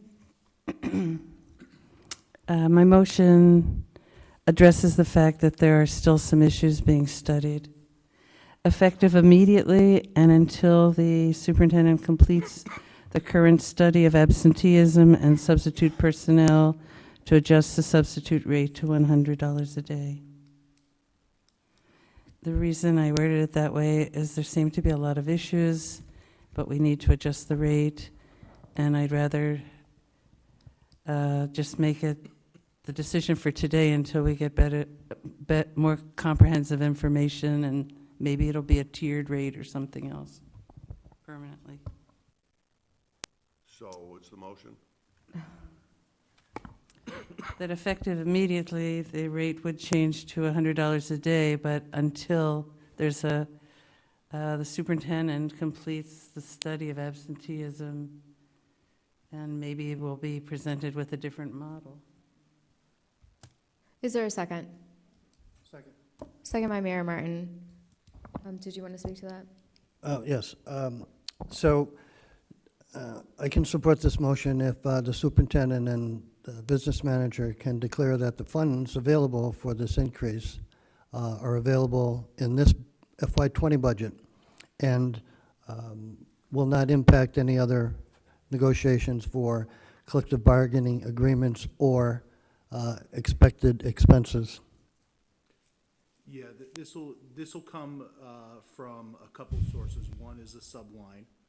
The next is the lapsed salary line, because some of these positions are unfilled, so there's a remaining balance in those. So, and then, you look at the estimated total cost. We're almost halfway through the school year, so it's about half that, so we can get there within this school budget.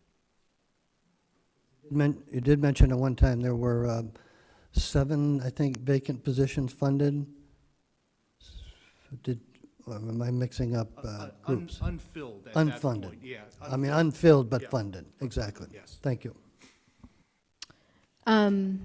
Okay, so I cannot support the motion as stated because it doesn't actually take into account all of the other levels that are needed here. So one figure was stated, $100. That doesn't address paras, it doesn't address teachers with different educational backgrounds, which are our current tiers. So I cannot support the motion as stated. I would, however, support a motion that would support what is put forward here by our administrators. And just in general, I agree with what folks have said today, that this is a start. This just actually just puts us on the playing field.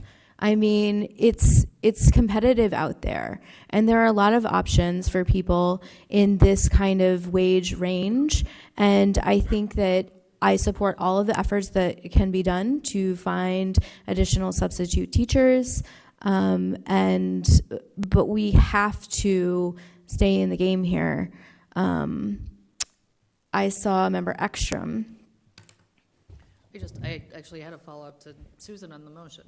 So what would your expectation be with whatever the outcome is of the superintendent and Steve, I assume, looking at other factors related to the rates that people are paid? I mean, is it that, would you, and I'm asking purely for my own education, is it that you would expect that we would drop back to, I don't know, 90, 95, or that we would need to go higher, I guess? I don't have an expectation.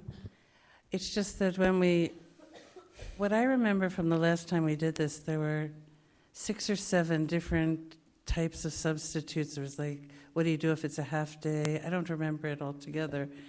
But it was a lot of discussion. And when I said earlier, might there be a program where the rate changes and it goes up based on loyalty to the district, or the superintendent said they were looking at it. She mentioned they were looking at a couple of things. So my thought was, I'm sorry, I missed the para rate. I didn't mean to put this into place immediately, but don't end the discussion. So my expectation would be at some time, these things that are being looked at, because it definitely connects with absenteeism, would come back and say, we can't find any better way of doing this, we want to make this permanent, or we really have looked at the tiered system of loyalty and we think that would be better, or something, and that all these things would be finalized and we'd have, that was my thought. So similar to what Adrian had said.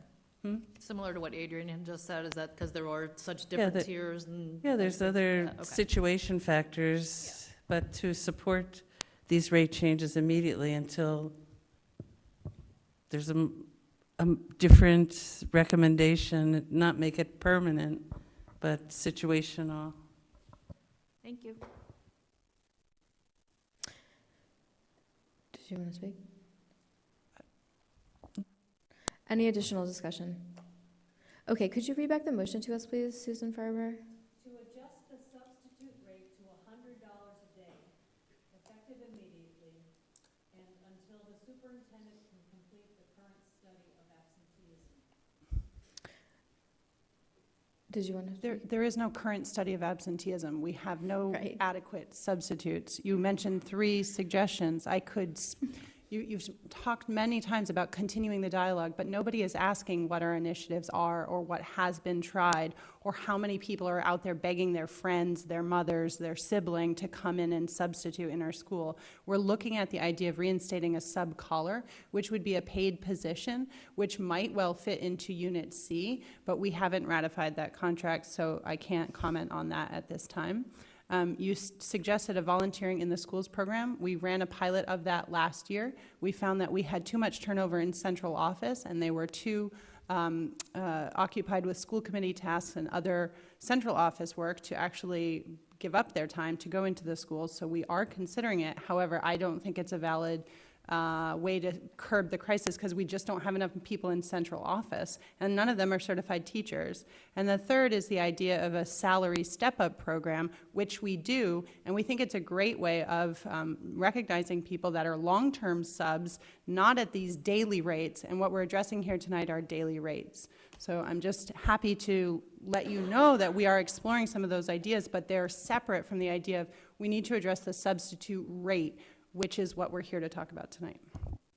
That's what I recommended supporting your substitute rate, and you've said again you're exploring other ideas, and my motion was to immediately put these rates into effect until you That come actually back. isn't the motion. The motion was $100 a day. So there is a motion on the table. I think it's time to vote on the motion on the table. Susan Farber, for the record, if you could please read the motion back to us. To adjust the substitute rate to $100 a day, effective immediately, and until the superintendent can complete the current study of absenteeism. Okay, and Member Ekstrom, if you could please call the roll. Point of clarification. Yes, Bill?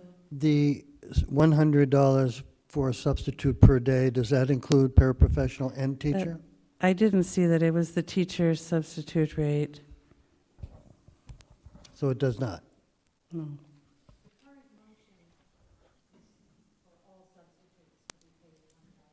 That isn't what I meant. I meant to say the teacher substitute rate. If you'd like, I'll withdraw Would you like it. to withdraw your motion? I'd like to correct it to the teacher substitute rate.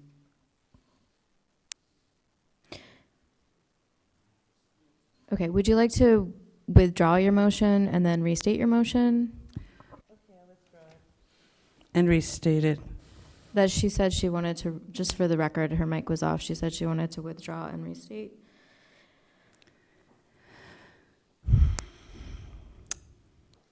To adjust, effective immediately, to adjust the substitute rate to the superintendent's recommendation, which I believe is of $100 a day for teachers and $13 an hour for paraprofessionals, effective immediately and until the superintendent completes further review of absenteeism and substitute personnel. Yes, friendly amendment, Member Johnson. I wonder if Member Hollins would consider accepting a friendly amendment just to say to adjust the rates as proposed in the teacher sub-fill rate document that the superintendent distributed, just so there's no lack of clarity of what is being proposed. I accept that. Thank you. Okay, so I'm going to step in a little bit just to clarify. Was there a second? There was not a second, so that's also, Member Karen is seconding? Okay, so what I'm hearing you say is that you would like to support the pay rates put forward today by the superintendent, and on top of that, could you, Susan Farber, repeat the language related to this additional work being requested of the superintendent? And until the superintendent completes further review of absenteeism and substitute personnel. Okay. So that is moved by Member Hollins, seconded by Katie Karen. again, I want to support the rates. I would prefer to separate out, if we're asking the superintendent to do an additional research project and to dive into this, I think this is something different that we need to be looking at as a whole, and potentially be looking at other measures that we're asking the superintendent to be looking into at the same time, and see what we prioritize. I know that there's ongoing work by our administrators to review how we can better fill our substitutes. And so I don't know. I think that this is kind of ambiguous. Did I see a hand? I agree. I would prefer that the two were separated out. Because they're two different things. Yes, they relate to each other, but they're two. But the superintendent has said twice she's looking into things. I'm just saying this would be an adjustment until she's not looking into it anymore. Superintendent. Just to put an end to the conversation, if it puts anybody's mind at ease, as long as the rates are accepted, I'm willing to accept the motion as it stands. Member Warren. How many teachers do we employ?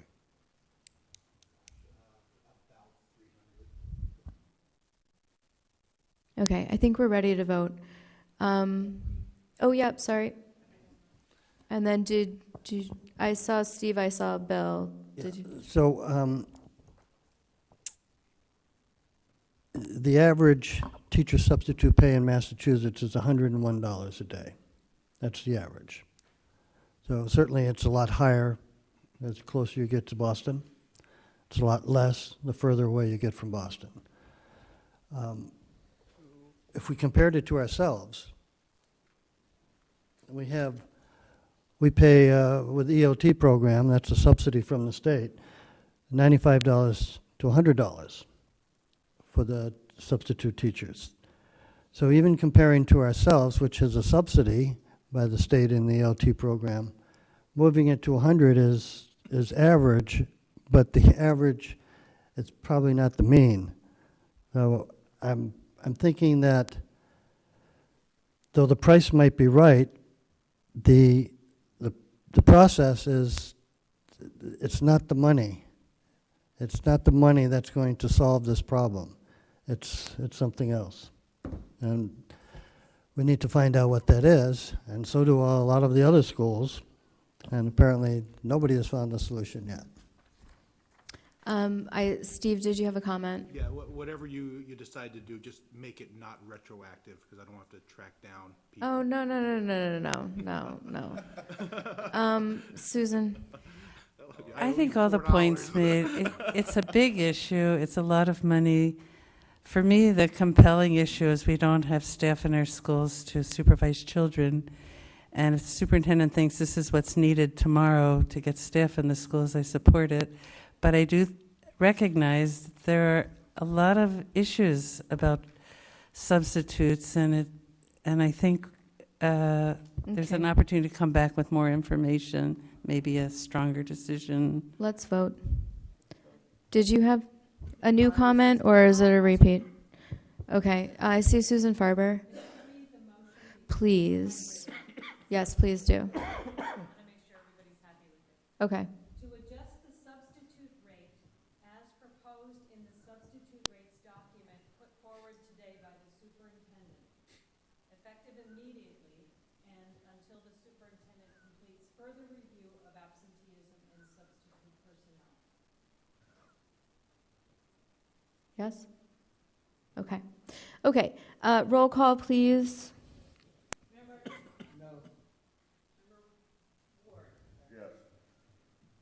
Member Hollins? Yes. Member Nunes? Yes. Member Johnson? Yes. Member Karen? Yes. And Member Ekstrom, yes? Motion passes. Thank you. Thank you, Steve.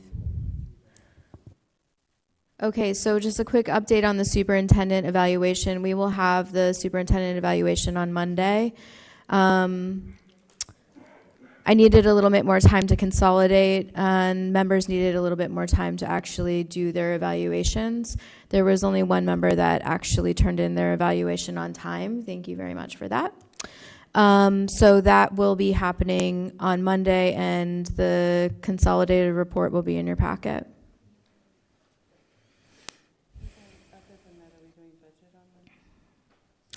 Yes, actually, yes, budget information. Because when you asked about making the meeting a later start date, I had in my mind we were doing budget, and we really need to spend time on that. So if there's going to be a lot of time on superintendent eval, maybe you should keep the time we had.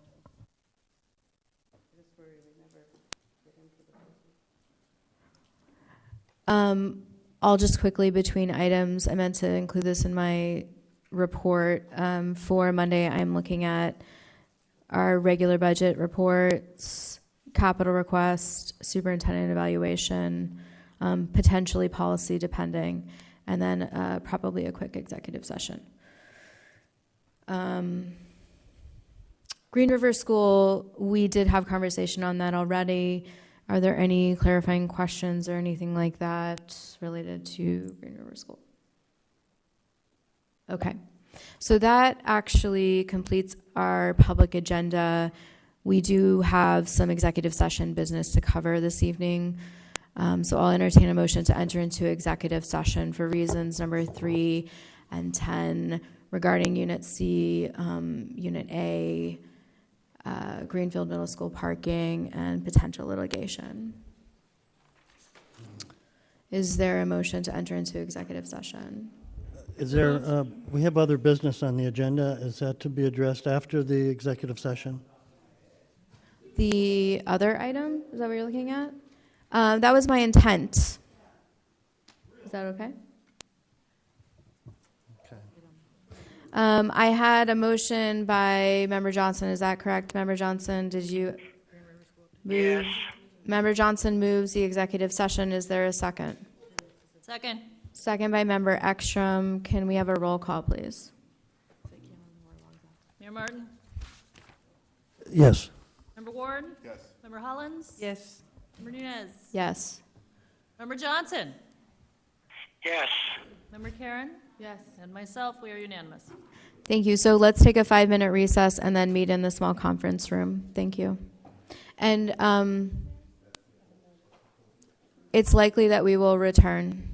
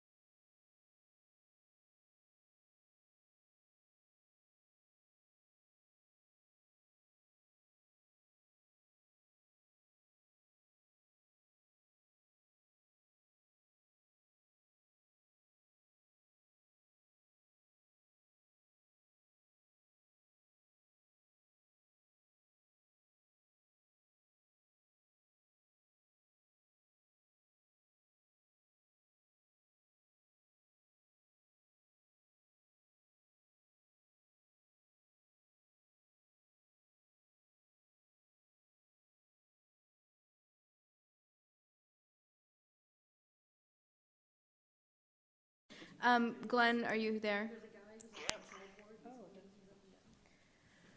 So everyone, we've returned from executive session. It is now 10:44 p.m. Are we good to go, GCTV? Thank you. Thank you to everyone who's waited. Thank you, GCTV. We do have a public motion to put forward. I'll ask Susan Farber to please read the motion to us. This was moved by Member Johnson. Move that we ratify the Unit C contract as negotiated and direct the mayor to request full funding from City Council, consistent with past practice. Thank you. So that is moved by Member Johnson and seconded by myself, Member Nunez. And can we please have a roll call vote? Mayor Martin? No. Member Hollins? Yes. Member Nunez? Yes. Member Johnson? Yes. Member Ekstrom is yes. Yeas carry. Motion passes. Thank you, everyone. Thank you for your patience. I think have a good night, yes. I know there's not much more to say. There's more in the process, of course. We do need to move to adjourn. So moved. Moved by Mayor Martin. Second. Any conversation? Roll call? No. We're all ready to go. Okay. Roll call, please. Mayor Martin? Yes. Member Hollins? Yes. Member Nunez? Yes. Member Johnson? Yes. And myself, yes, we are unanimous and adjourned. Thank you.